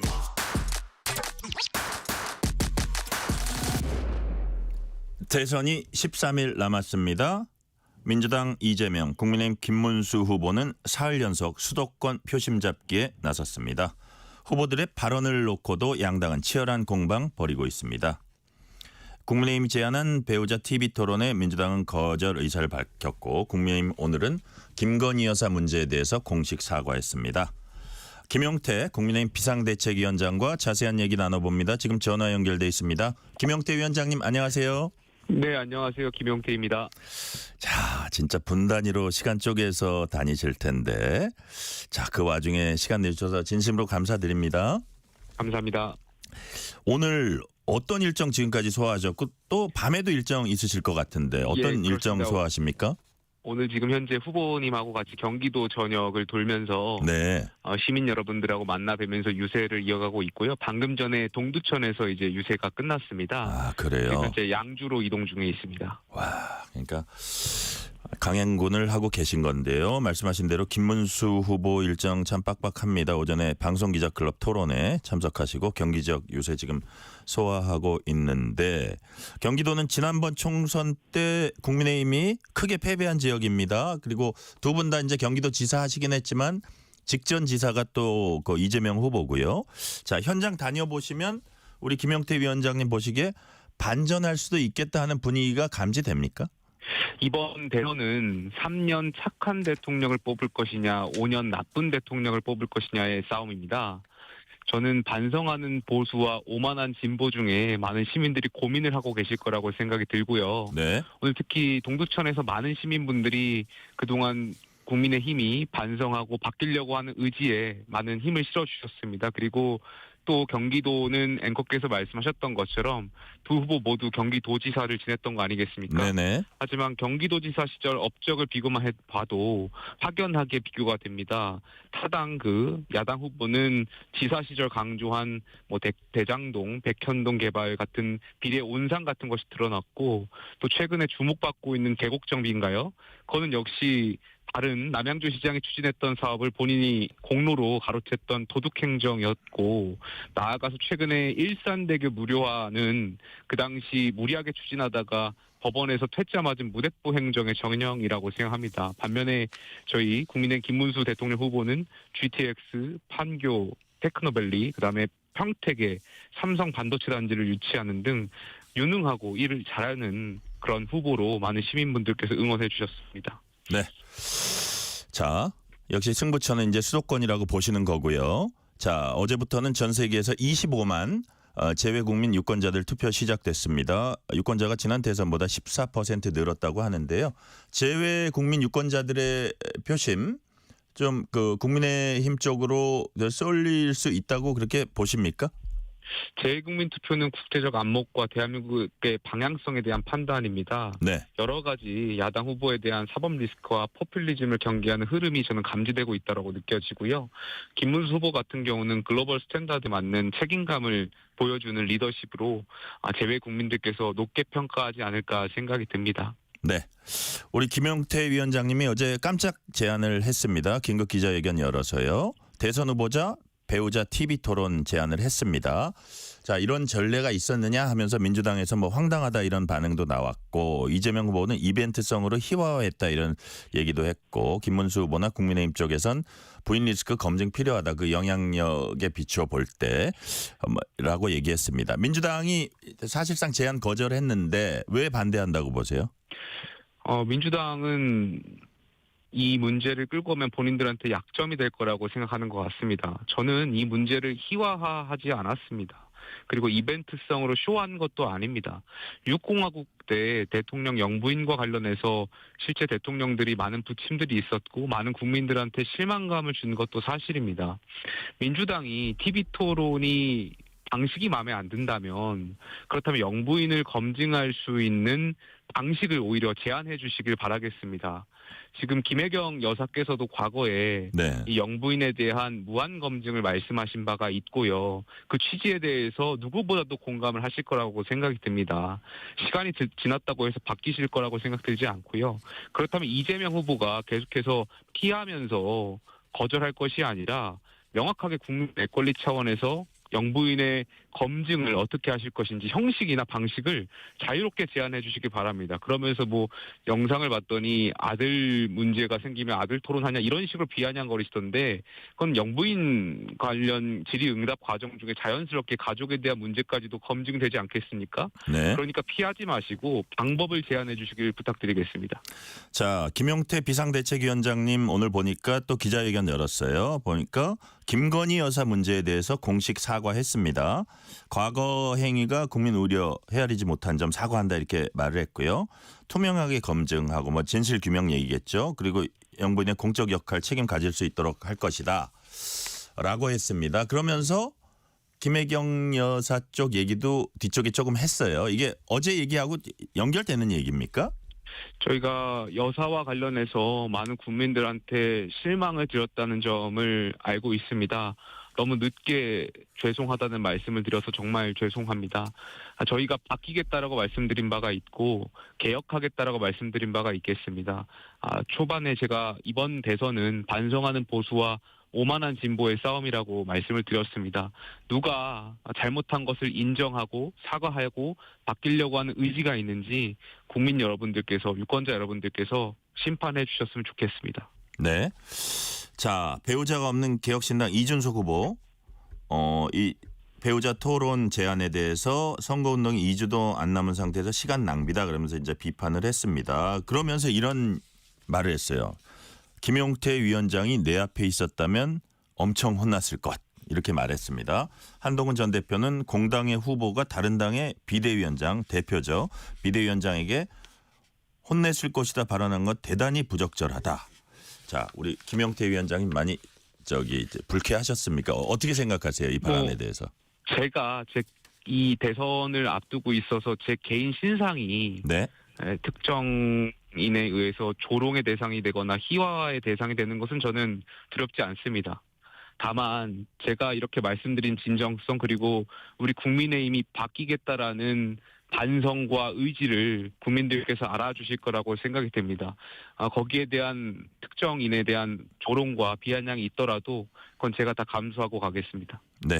어떤 목적을 이루는 과정에 본인에 대한 비아냥 이런 거는 감수할 수 있다 이런 취지로 제가 그렇습니다. 이제 들리는데 그리고 특히 예. 개혁신당 같은 경우는 영부인의 지위와 역할과 관련해서 관련 법도 22대 국회에서 발의했던 걸로 제가 기억하고 있습니다. 네네. 그렇기 때문에 누구보다도 이 취지를 개혁신당에서도 공감해 줄 거라고 믿습니다. 네.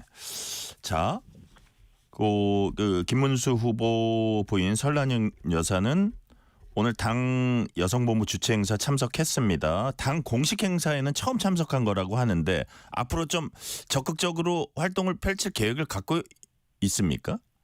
제가 호남에 지난주에 갔다 왔는데 네. 이 설란영 여사가 호남에서 태어나신 걸로 제가 들었던 것 같습니다. 네네, 그래서 그렇습니다. 호남 분들이 이 설란영 여사의 유세라든지 이런 지원을 좀 많이 오셨으면 좋겠다라는 요청들이 많았습니다. 그래서 저는 설란영 여사께서 남은 기간 호남이라든지 혹은 경기도 전역을 누비시면서 우리 김문수 후보에 대한 저희가 알지 못하는 김문수 후보의 장점들을 많은 시민들과 소통하면서 이야기를 나누시면 참 좋겠다 이런 생각도 들었습니다. 최근에 네.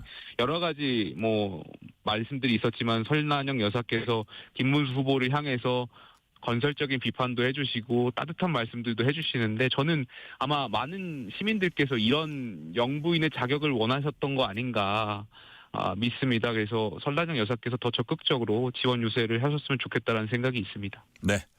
자, 이준석 후보 얘기 한번 더 해볼게요. 김문수 후보도 그렇고 김용태 위원장께서도 그렇고 이준석 후보에 대한 러브콜 어떻게 보면 그 강도가 더 커지고 있는데 우리는 결국 힘을 합쳐야 한다.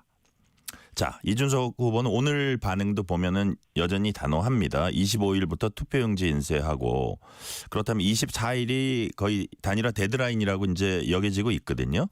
우리 위원장님 보시기에 단일화 불씨는 살아 있습니까? 저는 우리 모두가 역사의 죄인이 돼서는 안 된다라고 생각이 듭니다. 무슨 말씀이냐면 계엄에 반대하고 그리고 민주당의 독재에 반대하고 7공화국 개헌을 할 수가 있다면 양심적 민주주의를 연대할 수 있다라고 생각이 듭니다. 그러기에 아마 그 이준석 후보께서도 많은 고민이 있으실 거라고 압니다. 그렇기 때문에 여러 가지를 고민하시는 걸로 알고 있고 네. 모르겠습니다. 그게 최종적으로 어떤 결론에 도달할지는 모르겠습니다만 우리가 적어도 민주당의 독재만큼은 막아야 된다는 온 국민의 많은 간절한 바람이 있을 거라고 생각이 듭니다. 여기에 대해서 많은 고민이 있으신 걸로 알고 있습니다. 네. 자, 홍준표 전 대구시장 SNS에 특사단이 돌아갔다. 대선 뒤에 돌아가겠다는 입장에 변함이 없다. 자, 특사단들 얘기 들어보면은 민주당과 손잡는 일은 없다. 김문수 후보 지지한다. 그렇지만 어쨌든 지지해도 이제 SNS네요. 그래서 일단 절반의 성공이라고 보십니까? 그나마 최악은 면했다고 보십니까? 어떻게 보세요? 저는 홍 전 시장님께 정통 보수당을 재건하는 것을 꼭 대선 이후에 해야 되는가에 대한 의문이 있습니다. 어차피 고쳐 쓸 수 없는 집이라면 네. 대선 전이라도 새 집을 지을 수 있다라고 생각이 듭니다. 네. 여기에 홍 전 시장님의 역할이 굉장히 크고 분명히 있을 거라고 생각이 듭니다. 물론 한국에 오셔서 해달라는 말씀이 아니고 하와이에 계시더라도 충분히 그 역할을 다 하실 수 있을 거라고 믿습니다. 남은 선거 기간에 홍 전 시장님께도 누구보다도 당을 사랑하시는 분일 것이고 이대로 가다간 정말 안 된다라는 생각이 있으실 거기 때문에 힘을 모아주실 걸로 기대하고 있습니다. 국민의힘 탈당한 윤석열 전 대통령 다큐멘터리 영화 관람했는데 부정선거 소재로 한 영화였습니다. 한동훈 전 대표 부정선거 음모론자들과 손잡으면 국민의힘이 자멸한다.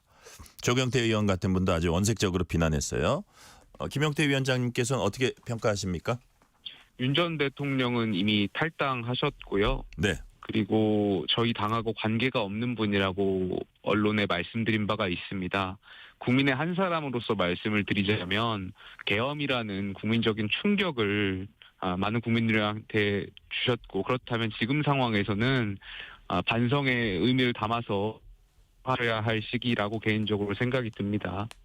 그리고 부정선거와 관련해서 많은 기자분들의 질문도 있었는데, 제 개인적으로 정치인들은 부정선거를 믿지 않다라는 전제가 있을 겁니다. 그렇다면은 거를 믿고 계시는 국민들도 있고, 네. 이분들이 그게 사실이 아니다라는 것을 알려드리기 위해서 우리가 끊임없이 소통을 해야 된다, 이렇게 생각이 듭니다. 네. 자, 민주당 얘기 잠깐 해볼게요. 민주당이 당내부 예상 득표율 언급 금지, 낙승, 압승 이런 단어 입박에도 올리지 말라고 했습니다. 징계하겠다고도 했습니다. 자, 이재명 후보 높은 득표율 전망하는 그 수치들이 나오니까 이제 집안 단속에 나선 거라고도 할 수 있는데, 자, 우리 김용태 위원장님 보시기에는 국민의힘 지금 그 판세 상승세를 타고 있다고 평가하십니까? 근데 일단 민주당이 집안 단속하기 전에 이재명 후보나 민주당이 국민들한테 사과 먼저 해야 되는 거 아닙니까? 저는 그 원가 120원 발언하면서 얼마나 많은 자영업자분들의 마음을 팠습니까? 근데 본인이 발언을 잘못한 것을 국민들께 사과해야지, 오히려 저를 고발까지 하면서 막무가내식으로 지금 밀고 나오고 있는데, 네. 정말 민주당은 국민들 앞에 사과부터 하는 게 먼저일 거라고 생각이 듭니다. 탄핵을 30번이나 남발하고 특검 남발하고 정말 정부를 빠른 시간 안에 몰락시키기 위한 법안들을 상임위에서 날치기하면서 공격해 왔었는데, 네. 여기에 대해서 한 번도 민주당은 사과한 적이 없던 걸로 기억합니다. 네. 도대체 민주당은 언제까지 오만해질 것입니까? 더 나아가서 법관 탄핵이라든지 대법관 100명을 늘리려고 하는 법안들, 이런 거 정말 국민들한테 심판받을 겁니다. 오만한 민주당, 저는 국민 앞에 사과가 먼저라고 생각이 듭니다. 김용태 위원장님 최근에 발언 보니까 되게 발언 수위가 그 이전에 우리 김용태 위원장님 발언 수위보다 되게 높아지는데, 무한한 권력력 가진 범죄자로부터 국민 승리로 이룰 것, 뭐 이런 얘기도 하고, 이재명 후보 정치를 더 이상 추하게 하지 말라, 뭐 이런 얘기도 했습니다. 자, 이재명 후보가 국민의힘이 온갖 언론을 동원해 자신을 공격하고 있다. 언론에 대한 불신인가요? 이런 모습은 어떻게 평가하십니까? 본인께서 발언을 잘못한 것에 대한 사과를 먼저 하셔야 되죠. 그걸 왜 자꾸 언론 탓하고 다른 사람 탓을 합니까? 본인께서 잘못 발언하신 거잖아요. 원가 120원짜리 커피를 말씀하시면서 국민들, 그리고 또 커피 자영업자분들의 가슴을 정말 폭리를 취하는 것처럼 만드셨잖아요. 그러면 진정한 지도자라면 본인 발언이 잘못됐다, 혹은 잘못 전달됐다라고 인정하고 사과하고 나아가셔야죠. 벌써부터 이런데 만약에 대통령 되면은 언론을 상대로 얼마나 공격하고 시민들을 그냥 조작범을 몰아가겠습니까? 저는 이번 대선에서 남은 기간 많은 시민들께서 정말 오만한 민주당과 야당 후보를 심판해 주실 거라고 믿습니다. 네. 5944님이 이런 문자 주셨어요. 우리 정치의 미래 자산 김용태 의원님, 한국 정치의 밝은 불빛을 널리 비추기 위해 바른 의정활동 해나가시길 기대합니다. 라고 문자 주셨습니다. 자, 질문 한 2개 더 드릴게요. 네. 아까 그 민주당이 어떤 사법부에 대한 공세라든지 개정안 추진이라든지 그런 부분 이제 강하게 비판하셨는데, 서울중앙지검장 사퇴했고요. 어쨌든 그 검찰 사이드에서는 그런 일들이 벌어지고 있고, 지기현 판사에 대한 향응 의혹 제기, 이거는 법원 사이드에서 벌어지고 있습니다. 이런 상황은 어떻게 판단하세요? 그러니까 민주당이 사법부 위에 군림하려고 하는 것 같습니다. 그러니까 입법부 다수당을 무기로 법원을 압박하고 본인들의 수사와 맞지 않는, 본인들의 입맛과 맞지 않는 판단들이 나오면 계속해서 다수당을 무기로 사법부를 공격하는 행태들이 보이고 있는데, 이건 굉장히 위험한 상황이라고 생각이 듭니다. 그리고 선거 앞두고 이렇게 한다는 것 자체가 국민들 눈치도 보지 않고 있다라는 거지 않습니까? 네. 선거에서 다 이겼다라고 지금 판단들이 드는 것 같은데, 저는 굉장히 위험한 상황이라고 생각이 듭니다.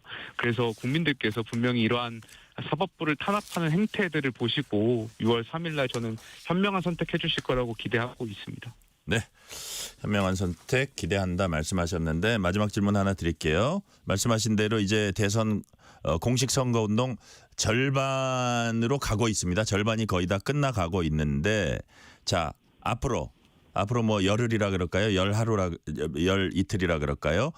저기 그 대선 선거 중후반 판세를 결정적으로 좌우할 관건이랄까 이런 것은 어떤 것이라고 보십니까? 저는 중도층의 많은 시민들께서 윤 전 대통령도 싫지만 야당 후보도 싫다라는 생각들이 많을 걸로 알고 있습니다. 그리고 이분들은 과연 국민의힘이 새로운 비대위원장이 왔고 김문수 후보가 정말 바뀌는 건가? 한번 믿어볼까? 약간 좀 이런 의심들이 있으실 거라고 생각이 듭니다. 네. 그렇다 보니까 아직 어쩔 수 없이 민주당을 지지하시는 분들도 있을 수 있겠죠. 저희가 남은 기간 정말 모든 걸 다 바꿔서 국민들 마음을 다시 얻고 저희가 개혁을 기치로 올려서 정말 제대로 된 정당으로 만들어간다는 모습들을 보일 테니 여러분들께서 그 기간 동안 저희를 봐주시고 6월 3일 날 누가 정말 대한민국의 미래를 열 수 있는 정당인가 그리고 후보인가에 대한 평가를 해주셨으면 좋겠습니다. 오늘 말씀은 여기까지 듣겠습니다. 지금까지 김용태 국민의힘 비상대책위원장이었습니다. 의원님 말씀 감사합니다. 예, 감사합니다. 편지 왔습니다. 퇴근길 지친 당신에게 힘이 되는 뉴스를 전해드립니다. 매일 저녁 당신과 함께 읽는 세상 이야기. KBS 1라디오 뉴스레터 K.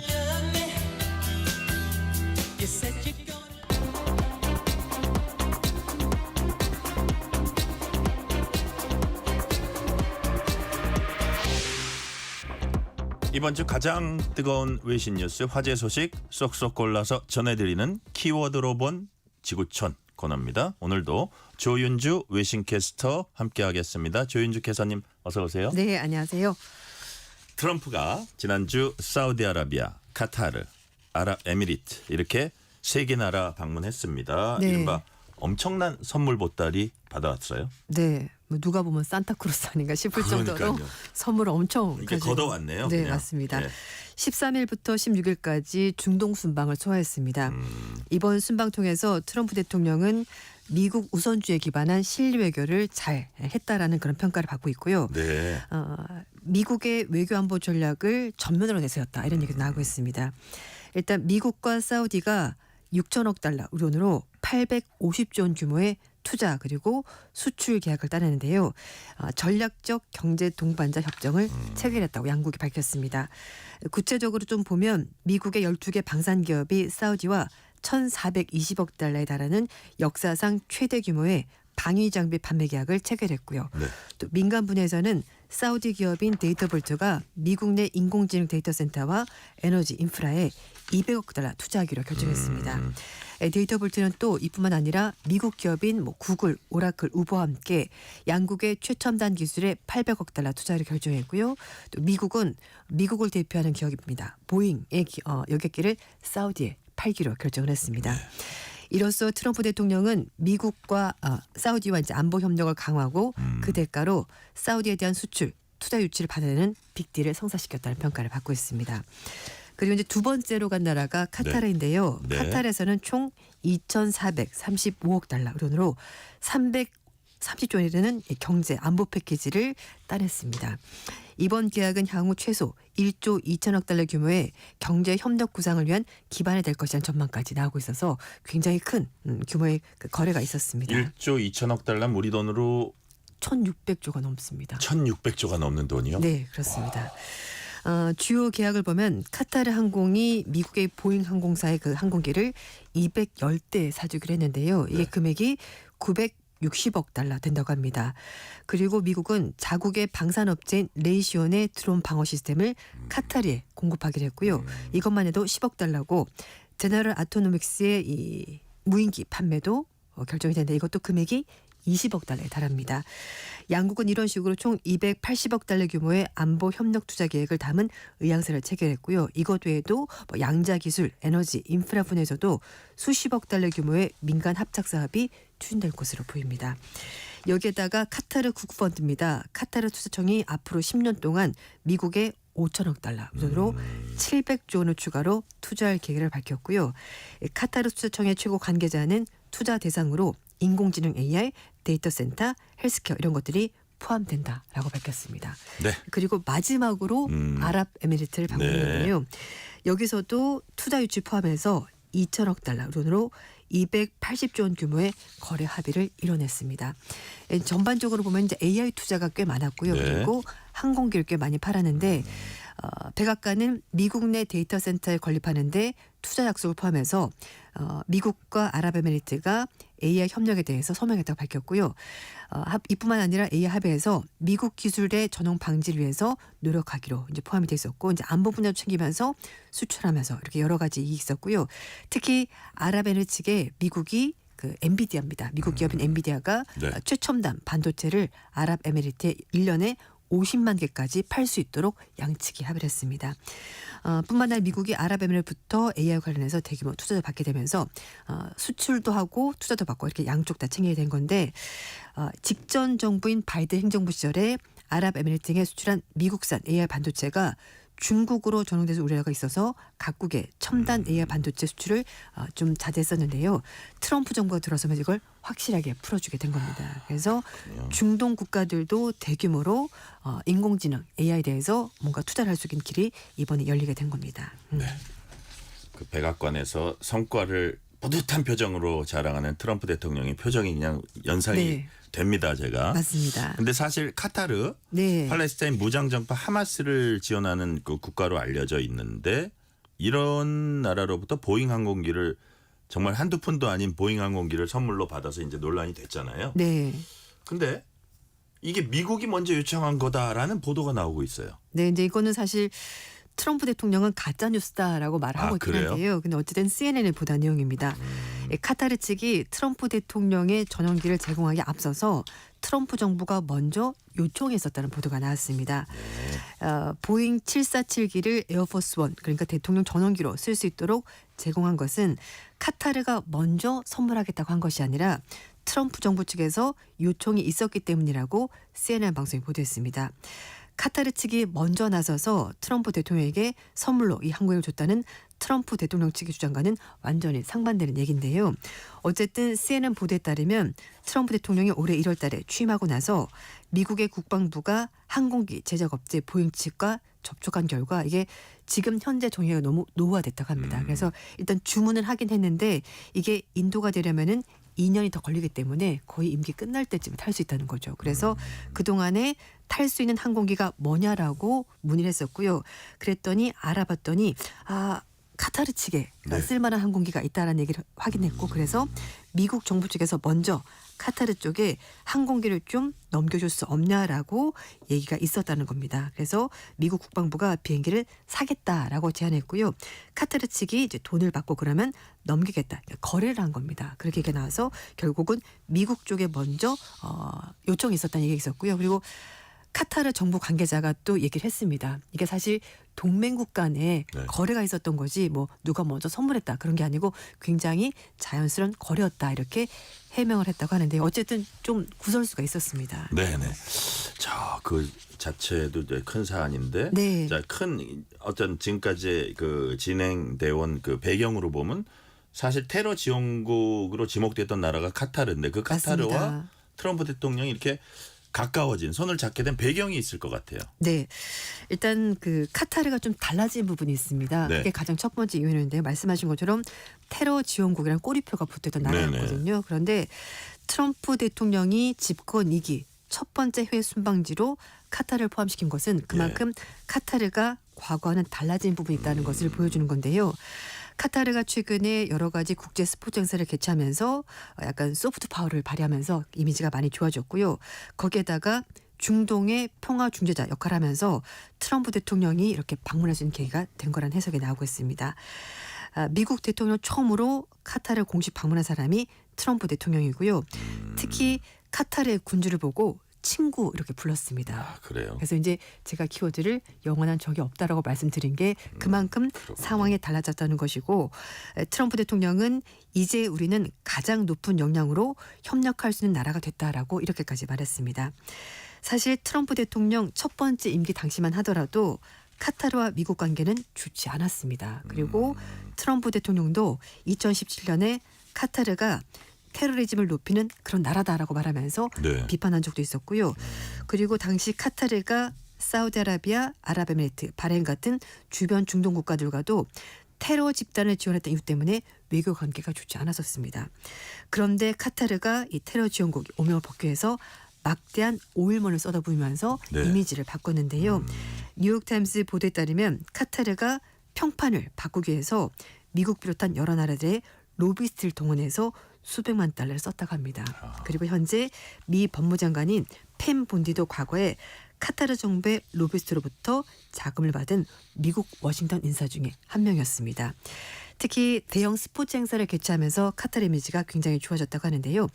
결정적인 계기가 2022년 FIFA 월드컵 개최가 굉장히 큰 전환점이 됐다고 합니다. 카타르가 미국을 비롯한 여러 가지 이제 경쟁국들을 압도하는 막대한 자금을 쏟아부으면서 피파 회원국들을 설득했고요. 그래서 피파를 스폰서하면서 스포츠 분야에서도 굉장히 큰 손으로 등장을 하게 된 겁니다. 네. 뿐만 아니라 카타르가 이후에 하마스 고위 인사들에게도 자국 거주를 허용하면서 가자 지구 분쟁의 중재 역할을 톡톡히 했었고요. 카타르 또한 자국 내에 미국의 기지입니다. 알우데일 공군기지를 개발하는데 카타르가 돈을 준 겁니다. 80억 달러 투자를 해줬거든요. 그렇다 보니까 미국 공군이 해외 최대 기지를 만드는데 카타르가 금전적으로 상당히 기여한 부분이 있었습니다.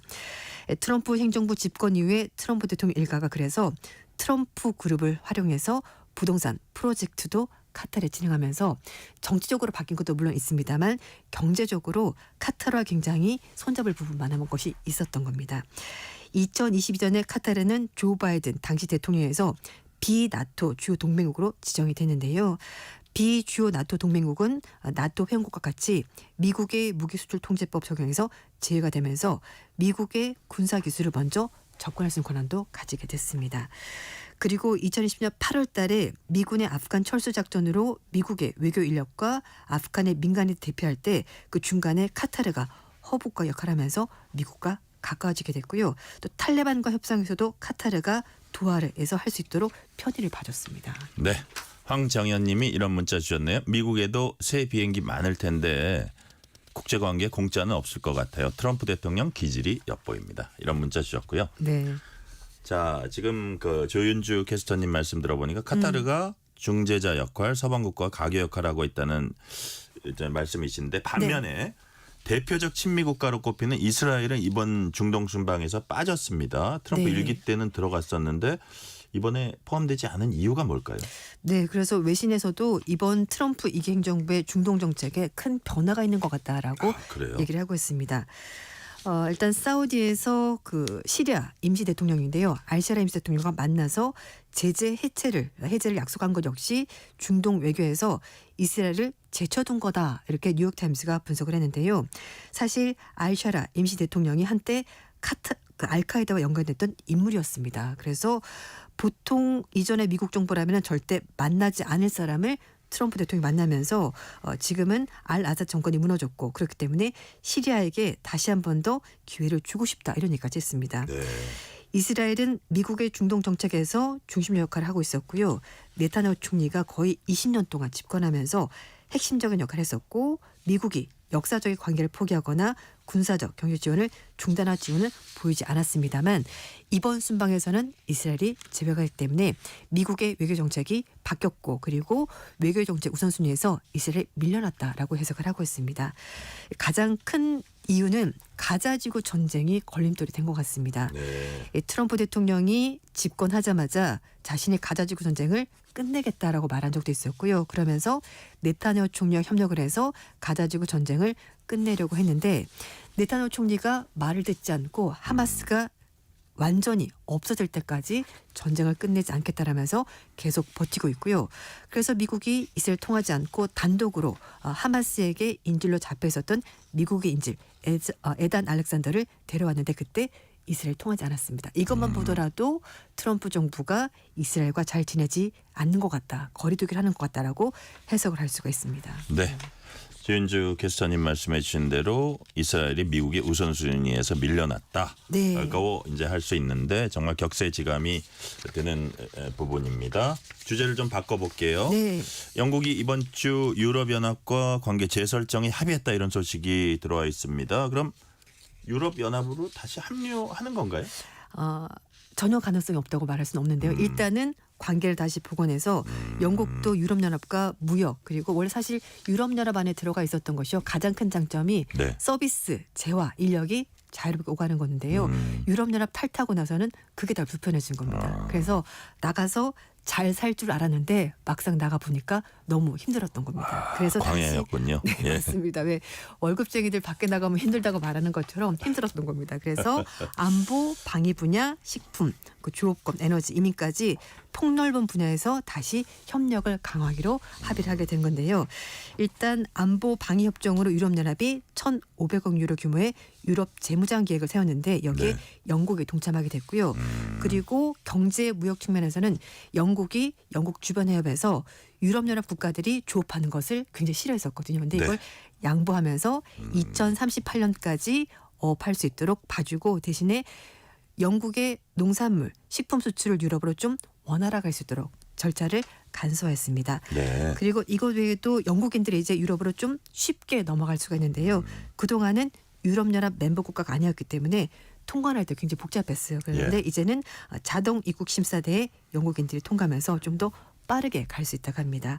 여기에다가 18세부터 30세까지 청년들이 영국과 유럽연합 자유롭게 오가면서 일시적으로 살 수도 있고 거주할 수 있도록 비자 제한을 완화해 주기로 결정을 했습니다. 그래서 학생과 교직원들이 해외에서 공부하거나 경험을 쌓을 수 있도록 하는 그 프로그램이 있는데요. 여기에 영국이 다시 들어가는데 유럽연합이 노력해 주겠다라고 합의를 한 겁니다. 자, 그렇다면 영국이 이렇게 다시 유럽연합과 관계를 재설정한 이유 아무래도 영국 국내적인 뭐 정치 경제적인 요인이 있었을 것 같아요. 뭐 시간이 거의 다 됐지만 짤막하게 정리해 주세요. 일단 가장 첫 번째는 영국의 유럽연합 수출이 굉장히 많이 떨어졌습니다. 21%. 그러니까 먹고 살기가 힘들어진 거고요. 사실 이민자 유입을 막겠다면서 브렉시트를 한 건데 네. 막상 했더니 이민자가 더 많아졌습니다. 거기에다가 우크라이나 전쟁이 있었고요. 그리고 예. 트럼프 대통령의 관세 정책 이런 것 때문에 영국 혼자보다는 유럽연합과 손을 잡고 대응하는 것이 좋다라고 판단해서 다시 이렇게 관계를 재설정하게 된 겁니다. 그렇게 된 거군요. 네. 오늘 말씀은 여기까지 듣겠습니다. 지금까지 키워드로 본 지구촌 조윤주 외신 캐스터였습니다. 말씀 감사합니다. 네, 감사합니다.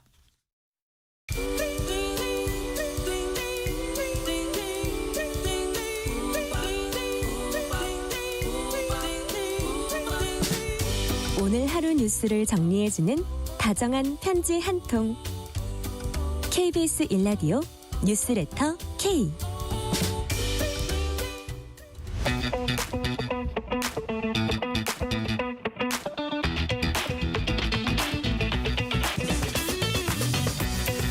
알면 독이 아니라 득이 되는 법 이야기, 법이든 성배. 매주 수요일 깊이 있는 법 지식 잔에 꽉꽉 채워서 쉽게 풀어주는 분입니다. 오늘도 박성배 변호사 나오셨습니다. 박성배 변호사님 어서 오세요. 안녕하세요. 법이든 성배 박성배 변호사입니다. 저하고 비슷한 색의 자켓을 입으셨군요. 그렇군요. 조금 더 짙은 것 같아요. 우리 박 변호사님. 날씨가 자켓이. 더워서. 예. 자, 민주당이 사법 관련 법안 개정을 본격적으로 추진하고 있습니다. 대법관 인원을 대폭 늘리는 법안이 있고 그다음에 법원 판결에 대한 헌법 소원을 허용하는 재판 소원 법안 등이 있습니다. 자, 먼저 대법관 수 늘리는 증언 문제부터 알아볼게요. 변호사님, 대법관 수를 늘리겠다는 민주당의 취지가 뭡니까?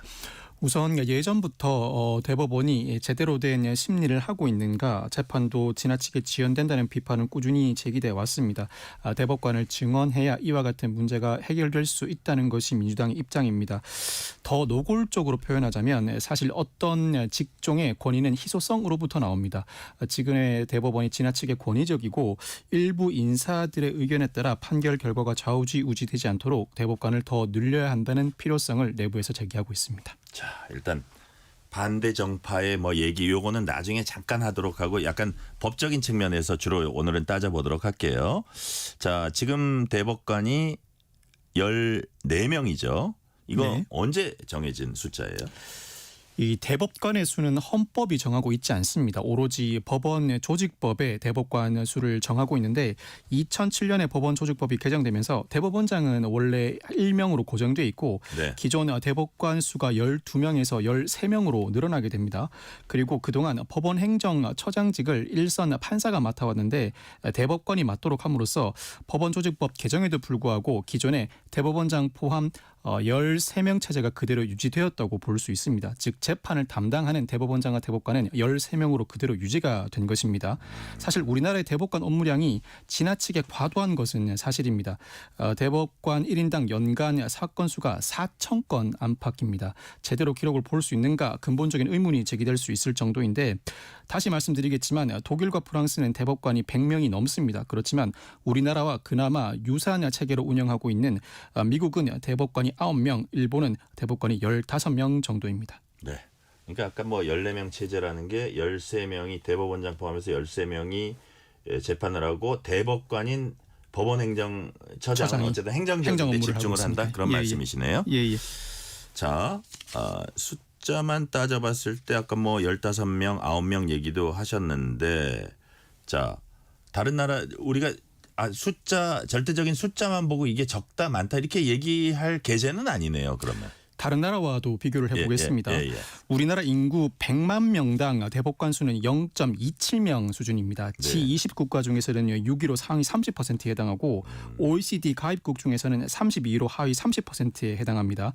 사실 대법원의 구성은 각 나라마다 업무나 구조에 차이가 있다 보니 단순 비교가 어려운데 우리나라와 유사한 구조의 전원합의체 중심으로 대법원을 운영하고 있는 미국은 0.03명, 영국은 0.18명, 일본은 0.12명으로서 그나마 우리나라가 더 많다고 할 수 있습니다. 그렇지만 우리나라는 대법원에 몰리는 사건 수가 워낙 많다 보니 대법관들의 업무 부담이 상당히 가중된 상황인데 법조계에서는 이런 이야기가 있습니다. 검사는 승진하면 할수록 한가해지는 반면에 판사는 승진하면 할수록 업무량이 더 가중된다는 말이 있습니다. 그만큼 상급심으로 갈수록 사건이 더 많이 몰리게 되고 사실 일선의 변호사들은 1, 2심 판결을 받아든 이후에 대법원에 상고해봐야 결론이 뒤바뀔 것이라는 기대를 거의 하지 않습니다. 거의 상고심은 결론을 뒤바뀌는 경우가 드물기도 하고 이로 인해서 제대로 심리를 진행하고 있는지 재판이 지나치게 지연되고 있다는 비판은 법조계에서 오랫동안 제기돼 왔습니다. 네, 이게 대법원에 올라오는 사건이 뭐 우리나라에 많다 하는 거 보니까 약간 끝장 보는 성격이잖아요. 그런 성향도 것들이 있고요. 그런 성향도 있죠. 네, 그런 것들이 좀 우리 국민들의 국민성이랄까 성향 이런 게 좀 반영된 게 아닌가 싶기도 한데 자, 독일 같은 데는 대법관이 또 100명이 넘는다 그래요? 사실 우리나라는 대륙법계의 국가입니다. 대륙법계 국가의 원조는 독일이라고 할 수 있고 우리나라의 민법, 형법, 행정법 등 각종 법령은 독일의 법을 기반으로 해서 일본을 거쳐서 우리나라에 도입되는 법입니다. 기본적으로는 대륙법 체계이고 일부 영미법 체계를 보완하고 있는데 독일의 경우를 예로 들어드리면 이 독일의 연방법관이 대법관격인데 모두 320명입니다. 상당히 많죠. 그리고 프랑스도 대륙법계 국가인데 프랑스의 최고법원인 파기원 판사도 120명 정도입니다. 같은 대륙법계 국가이지만 독일이나 프랑스는 대법관 수가 상당히 많다고 할 수 있습니다. 그렇지만 이들 법원은 법률 분야별로 법관을 나눠서 각자 분야에 맞는 사건들을 심리하도록 하고 있습니다. 사건 과부하로 재판이 지연되고 법관이 사건을 제대로 살펴보지 못하는 일을 막기 위한 취지입니다. 네. 자, 근데 사실 그동안 대법관 늘리는 문제 그 계기가 있을 때마다 꾸준히 얘기는 되어 왔는데 왜 그동안 번번이 무산이 됐을까요? 일단 지난 2015년에 양승태 대법원장이 상고법원 설치를 제안한 바가 있습니다. 상고심 재판을 전담하는 법원을 따로 만들어서 대법관의 부담을 덜고 재판 지연을 해소하겠다는 구상이었는데 이 상고법원 설치 제안에 대해서도 갑론을박이 벌어졌습니다. 상고법원은 사실상 대법원이 아니지 않느냐. 이에 따르면 국민들이 대법관으로부터 재판받을 권리를 제대로 누리지 못하는 것 아닌가라는 비판이 제기되기도 했습니다. 그럼에도 불구하고 양승태 대법원장은 상고법원 설치가 수건 화제였는데 그럼에도 불구하고 박근혜 정부에 유리한 재판을 했다는 이른바 재판 거래 의혹이 불거지면서 이 상고법원 설치 논의는 그대로 중단되고 말았습니다. 뒤이어 취임한 김명수 대법원장은 인사청문회부터 상고 허가제와 대법관 증언에 강한 의지를 밝힌 바가 있는데 네. 우리나라는 기본적으로 상고를 한다고 해도 제대로 심리를 하지 않고 일견 심리할 사안이 아니라고 보고 사건 자체를 기각하는 심리 불속행 제도를 두고 있긴 합니다. 민사, 가사, 행정 재판에서 심리 불속행 제도를 두고 있는데 그 수준을 넘어서서 사건을 대법관이 직접 보기 전에 한번 걸러주는 상고 허가제와 더불어서 대법관 증언도 기존 대법원 입장과 다르게 늘리는데 상당히 호의적인 입장을 표명하긴 했습니다. 이에 따라서 2022년에는 대법관을 18명으로 늘려서 4명의 재판관으로 이루어진 4개의 소부로 재편하자는 구체적인 방안도 발표됐는데 국회에서 법안이 표류되면서 결국 무산되고 말았습니다. 이 대법관 증언에 대해서 찬성하는 입장은 충실한 심리와 지연 해소를 위해서는 대법관 증언은 필수적이고 법관의 다양성 확보를 위해서 필요하다는 입장인 반면에 반대하는 입장은 전원 합의체 기능이 마비된다. 그리고 단순히 대법관 수를 늘리는 것만으로 제대로 된 재판 지연 문제 등 해결책을 내놓을 수 있겠는가? 언발의 오줌 누기에 불과하다는 비판도 제기되고 있습니다. 그러니까 지금 방금 마지막에 얘기하신 법관 수가 대폭 늘어나면 전원 합의체 기능이 어려울 수 있다. 지적이 있는데 그 무슨 뜻이에요? 우리나라는 전원 합의체를 운영하고 있습니다. 대법관들이 각 소부에서 네. 상고심에 계류된 사건을 심리해서 처리하기도 하지만 판례를 형성해야 할 필요가 있거나 통일적인 법령 해석을 위해서 대법원장과 대법관 전원이 모여서 수기 끝에 결론을 내놓는 전원 합의체를 운영하고 있는데 만약 대법관 수가 대폭 늘어나게 되면 예를 들어 30명이나 100명으로 늘어나게 되면 이 전원 합의체가 제대로 된 기능을 하지 못할 것이라는 비판도 제기되고 있습니다. 어차피 인력도 부족한 상황에서 대법관을 많이 늘리게 되면 1선, 1, 2심 판사들이 대법원에 대폭 파견되어야 할 것인데 이에 따라서 하급 시민 1, 2심 재판이 더 지연될 수 있다는 우려도 나오는데 사실 대법원은 대법관만 있는 것이 아니라 대법관을 보좌하는 판사들이 상당수 포진돼 있습니다. 이 상당수 판사들이 대법원에 몰리게 되면 현실적으로는 1, 2심 재판이 더 지연될 것이라는 비판도 제기되고 있습니다. 네. 자, 민주당의 사법법안 개정 작업에 대해서 국민의힘은 베네수엘라 사례를 언급하고요. 사법 장악 의혹이다 이렇게 그 의혹을 제기하면서 삼권 장악 위한 법안이다라고도 비난을 하고 있거든요. 네. 자, 무슨 뜻입니까? 어떤 취지로 국민의힘이 이런 얘기를 하고 있는 걸까요? 국민의힘 주진우 의원의 주장에 따르면 독재자 차베스 대통령이 유사한 행동을 한 바 있다는 것입니다. 실제로 차베스 대통령이 지난 2004년에 대법관을 20명에서 32명으로 상당히 큰 폭으로 증원을 합니다. 이어서 친정부 성향의 인사들로 대거 임명을 강행하는데 이후에 2017년 총선에서 야당이 승리하자 이 대법원이 의회 해산 판결을 하게 됩니다. 아마 베네수엘라는 대법원이 우리나라의 헌법재판소 기능도 겸하는 것 같습니다. 차베스에게 유리한 유리한 의회 해산 판결을 감행하게 되는데 이와 같은 사례를 들어서 민주당의 의도에 정치적인 의도가 숨어 있다고 비판하는 것입니다. 네. 이게 그래서 만약에 늘린다고 해도 지명하는 사람이 누구냐 그런 거 배분도 중요하다는 생각도 듭니다. 맞습니다. 자, 민주당이 추진하는 또 다른 법안이 있습니다. 재판 소원. 네. 그 재판에 대해 헌법소원 심판 청구할 수 있게 하는 겁니다. 이거 어떤 제도입니까? 헌법재판소법은 헌법소원 제도를 두고 있습니다. 네. 공권력의 행사 또는 불행사로 기본권을 침해받은 자는 법원의 재판을 제외하고는 헌법재판소에 헌법소원 심판을 청구할 수 있습니다. 전형적인 예를 들어드리자면 각종 법령상 제한이 존재하지 않음에도 불구하고 집회 시위를 경찰이 막아섰을 때 이와 같은 경찰의 공권력 행사에 대해서 헌법소원 심판을 청구할 수 있고 헌법재판소가 청구인의 주장이 타당하다고 판단하게 되면 경찰의 집회 시위 금지 조치를 취소하고 근거가 된 법률에 대해서 위헌 결정을 할 수 있습니다. 그런데 다만 현행 헌법소원에서는 그 공권력의 행사 또는 불행사에 법원의 재판은 제외하고 있습니다. 만약 법원의 재판까지 포함하게 되면 헌법재판소가 대법관 위에 서서 사실상 사심제로 운영되기 때문인데 이와 같은 헌법재판소법 개정을 통해서 지금까지 제외되었던 법원의 재판도 헌법소원 대상에 포함시키고자 하는 논의가 이어지고 있습니다. 이와 같이 법원의 재판 재판도 헌법 소원 심판 대상에 포함되게 되면 사실상 사심제로 운영되게 될 것이다. 헌법재판소가 위헌 결정을 감행하면서 다시 재판하라고 일반 법원에 요구할 수 있고 이에 따라 판결 확정이나 판례 형성과 같은 최종심으로서 대법원 기능이 상당 부분 헌재로 넘어가는 결과를 초래할 수 있습니다. 그래서요. 지금 만약에 지금 말씀하신 대로 좀 우려되는 부작용은 대법원과 헌재 지금 역할 분담인데 그 부분이 어떻게 조정되는 거 하나 하고 또 사실상 사심제가 되면 돈 많은 사람이나 시간적 여유가 있는 사람 어떤지 모르겠지만 돈이 풍부하지 않은 서민 같은 경우에는 더 어려워지는 거 아니야. 이런 좀 비판도 있잖아요. 일단 법원 재판도 헌법 소원 대상에 포함시킬 것인지 여부와 관련해서 네. 헌법 위반인지 여부부터 헌재와 대법원의 시각이 극명하게 엇갈립니다. 헌재는 법원에 속한 사법권 행사에 대해서 헌법 소원 심판을 허용할지 여부는 국회가 결정할 사항이라고 보고 헌법 위반은 아니라고 보고 있습니다. 네. 그렇지만 대법원은 사법권은 법관으로 구성된 법원에 속한다는 헌법 규정을 정면으로 위반하는 조치라고 보고 있습니다. 헌법을 보면 제5장 법원 규정을 따로 두고 있고 제6장 헌법재판소 규정을 따로 두고 있는데 제5장 법원의 사법권은 법관으로 구성된 법원에 속한다는 명시적인 규정을 두고 있습니다.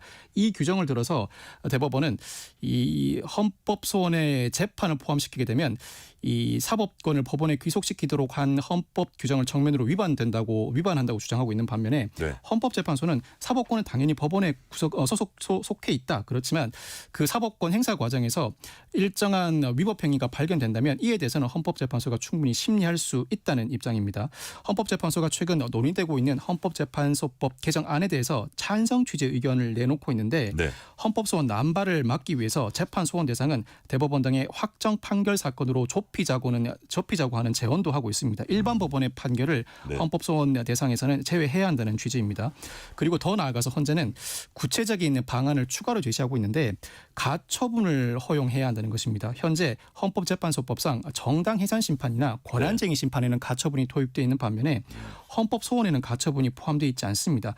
만약 재판도 헌법소원 대상에 포함시키게 될 경우 실제로 운영했을 때 일반 법원이 이를 받아들이지 않을 수 있죠. 이를 대비해서 가처분을 도입해서 확정 판결로 유죄를 선고받은 사람이 헌법소원을 제기할 경우에는 누가 결정을 내릴 때까지 유죄 선고 효력을 정지시킬 수 있도록 하는 가처분도 허용해야 한다는 추가 제안도 내놓고 있습니다. 뿐만 아니라 헌법재판소가 재판 소원에 대해서 인용 결정을 내릴 경우에는 재심이나 환송심 등 후속 절차도 추가로 규정하자고 제안하고 있는데 이 법원 확정 판결에 대해서 헌법재판소가 위헌 결정을 내릴 경우에 이 판결을 취소하고 관할 법원에 환송한 이후 이 법원은 다시 심리해서 헌재 결정 취지에 따라 다시 재판해야 한다. 기속력을 명시적으로 추가 규정하자는 주장입니다. 자, 지금 박성배 변호사님 얘기 들어보니까 헌법재판소가 이 방안에 대해서 되게 적극적이에요. 예를 들어서 입법 취지에 찬성 의견도 밝히고 추가 방안도 내놓고. 네. 자, 그렇다면 대법원은 어떤 입장입니까? 대법원은 기본적으로 이 사법권은 법원에 속한다는 헌법 규정에 정면으로 위반하는 이상 이와 네. 같은 주장은 도저히 받아들일 수 없다는 입장입니다. 사실 대법원과 헌법재판소는 수십 년간 알력 다툼을 해왔습니다. 네. 사실 헌법재판소가 대법원의 판결을 취소한 경우가 딱 3차례 있었습니다. 모두 다 한정위원회 기속력과 관련된 문제였는데 헌법재판소는 어떤 법률 조항의 위헌 여부를 판단할 때 위헌이다, 위헌이 아니다. 딱 부러지게 판단하는 경우뿐만 아니라 이 법률 조항을 어떠한 방향으로 해석하는 한 위헌이라는 환정위헌 결정도 내리고 있습니다. 네. 한정위헌 결정을 내리는 경우에도 헌법재판소는 법원이 헌법재판소의 결정을 존중해야 한다는 입장입니다. 그렇지만 법원의 입장은 다릅니다. 어떤 법률 해석의 권한은 온전히 법원에 속해 있는 이상 헌법재판소가 어떻게 해석하는 한 위헌이라는 취지의 주장은 일종의 법률 해석이고 그 네. 주장은 오로지 법원의 몫이라는 주장입니다. 헌법재판소가 대법원 판결을 3차례 취소했음에도 불구하고 네. 대법원은 더 이상 그 취소 결정을 받아들이지 않고 있습니다. 그렇군요. 자, 마지막 질문 하나 드려볼게요. 앞서서 대법관 수도 해외와 비교해봤는데 이 제도 해외에도 좀 있는 건지 어떻습니까? 이 대륙법계 국가이나 독일의 경우에는 헌법과 연방 헌법재판소 등에 따라서 재판 소원 제도를 따로 규정해 두고 있습니다. 이 법원 판결이 개인의 기본권을 침해할 경우에는 이를 취소해달라고 헌법재판소에 제소할 수 있도록 한 것입니다. 일종의 입법 문제라고 할 수 있지만 네. 우리나라의 경우에는 헌법 규정을 어떻게 해석하는가에 따라서 시각이 극명하게 갈릴 수 있고 만약 실제로 헌법재판소법에 재판 소원 제도를 도입할 경우에는 위헌 논란이 추가로 일 가능성도 존재합니다. 법원은 여전히 이 위헌 시비 여기를 문제 삼고 있는데 최근에 천대엽 법원 행정처장도 법사위에 출석해서 현행 헌법상 허용되지 않는 것으로 해석되고 만약 헌법재판소의 헌법소원 대상에 재판소원을 포함시키게 되면 재판 지연 현상이 더 심화될 것이라는 주장도 했습니다. 네, 그렇군요. 오늘 박성배 변호사님 말씀 여기까지 듣겠습니다. 지금까지 박성배 변호사였습니다. 말씀 감사합니다. 감사합니다. 오늘 뉴스레터 K는 여기까지입니다. 커피 쿠폰 당첨자 명단은 뉴스레터 K 홈페이지 확인해 주시고요. 오늘 끝곡은 블랙핑크의 Forever Young 듣겠습니다. 오늘도 함께해 주신 청취자 여러분 진심으로 감사드립니다. 지금까지 뉴스레터 K 전종철입니다. 떠나지 마.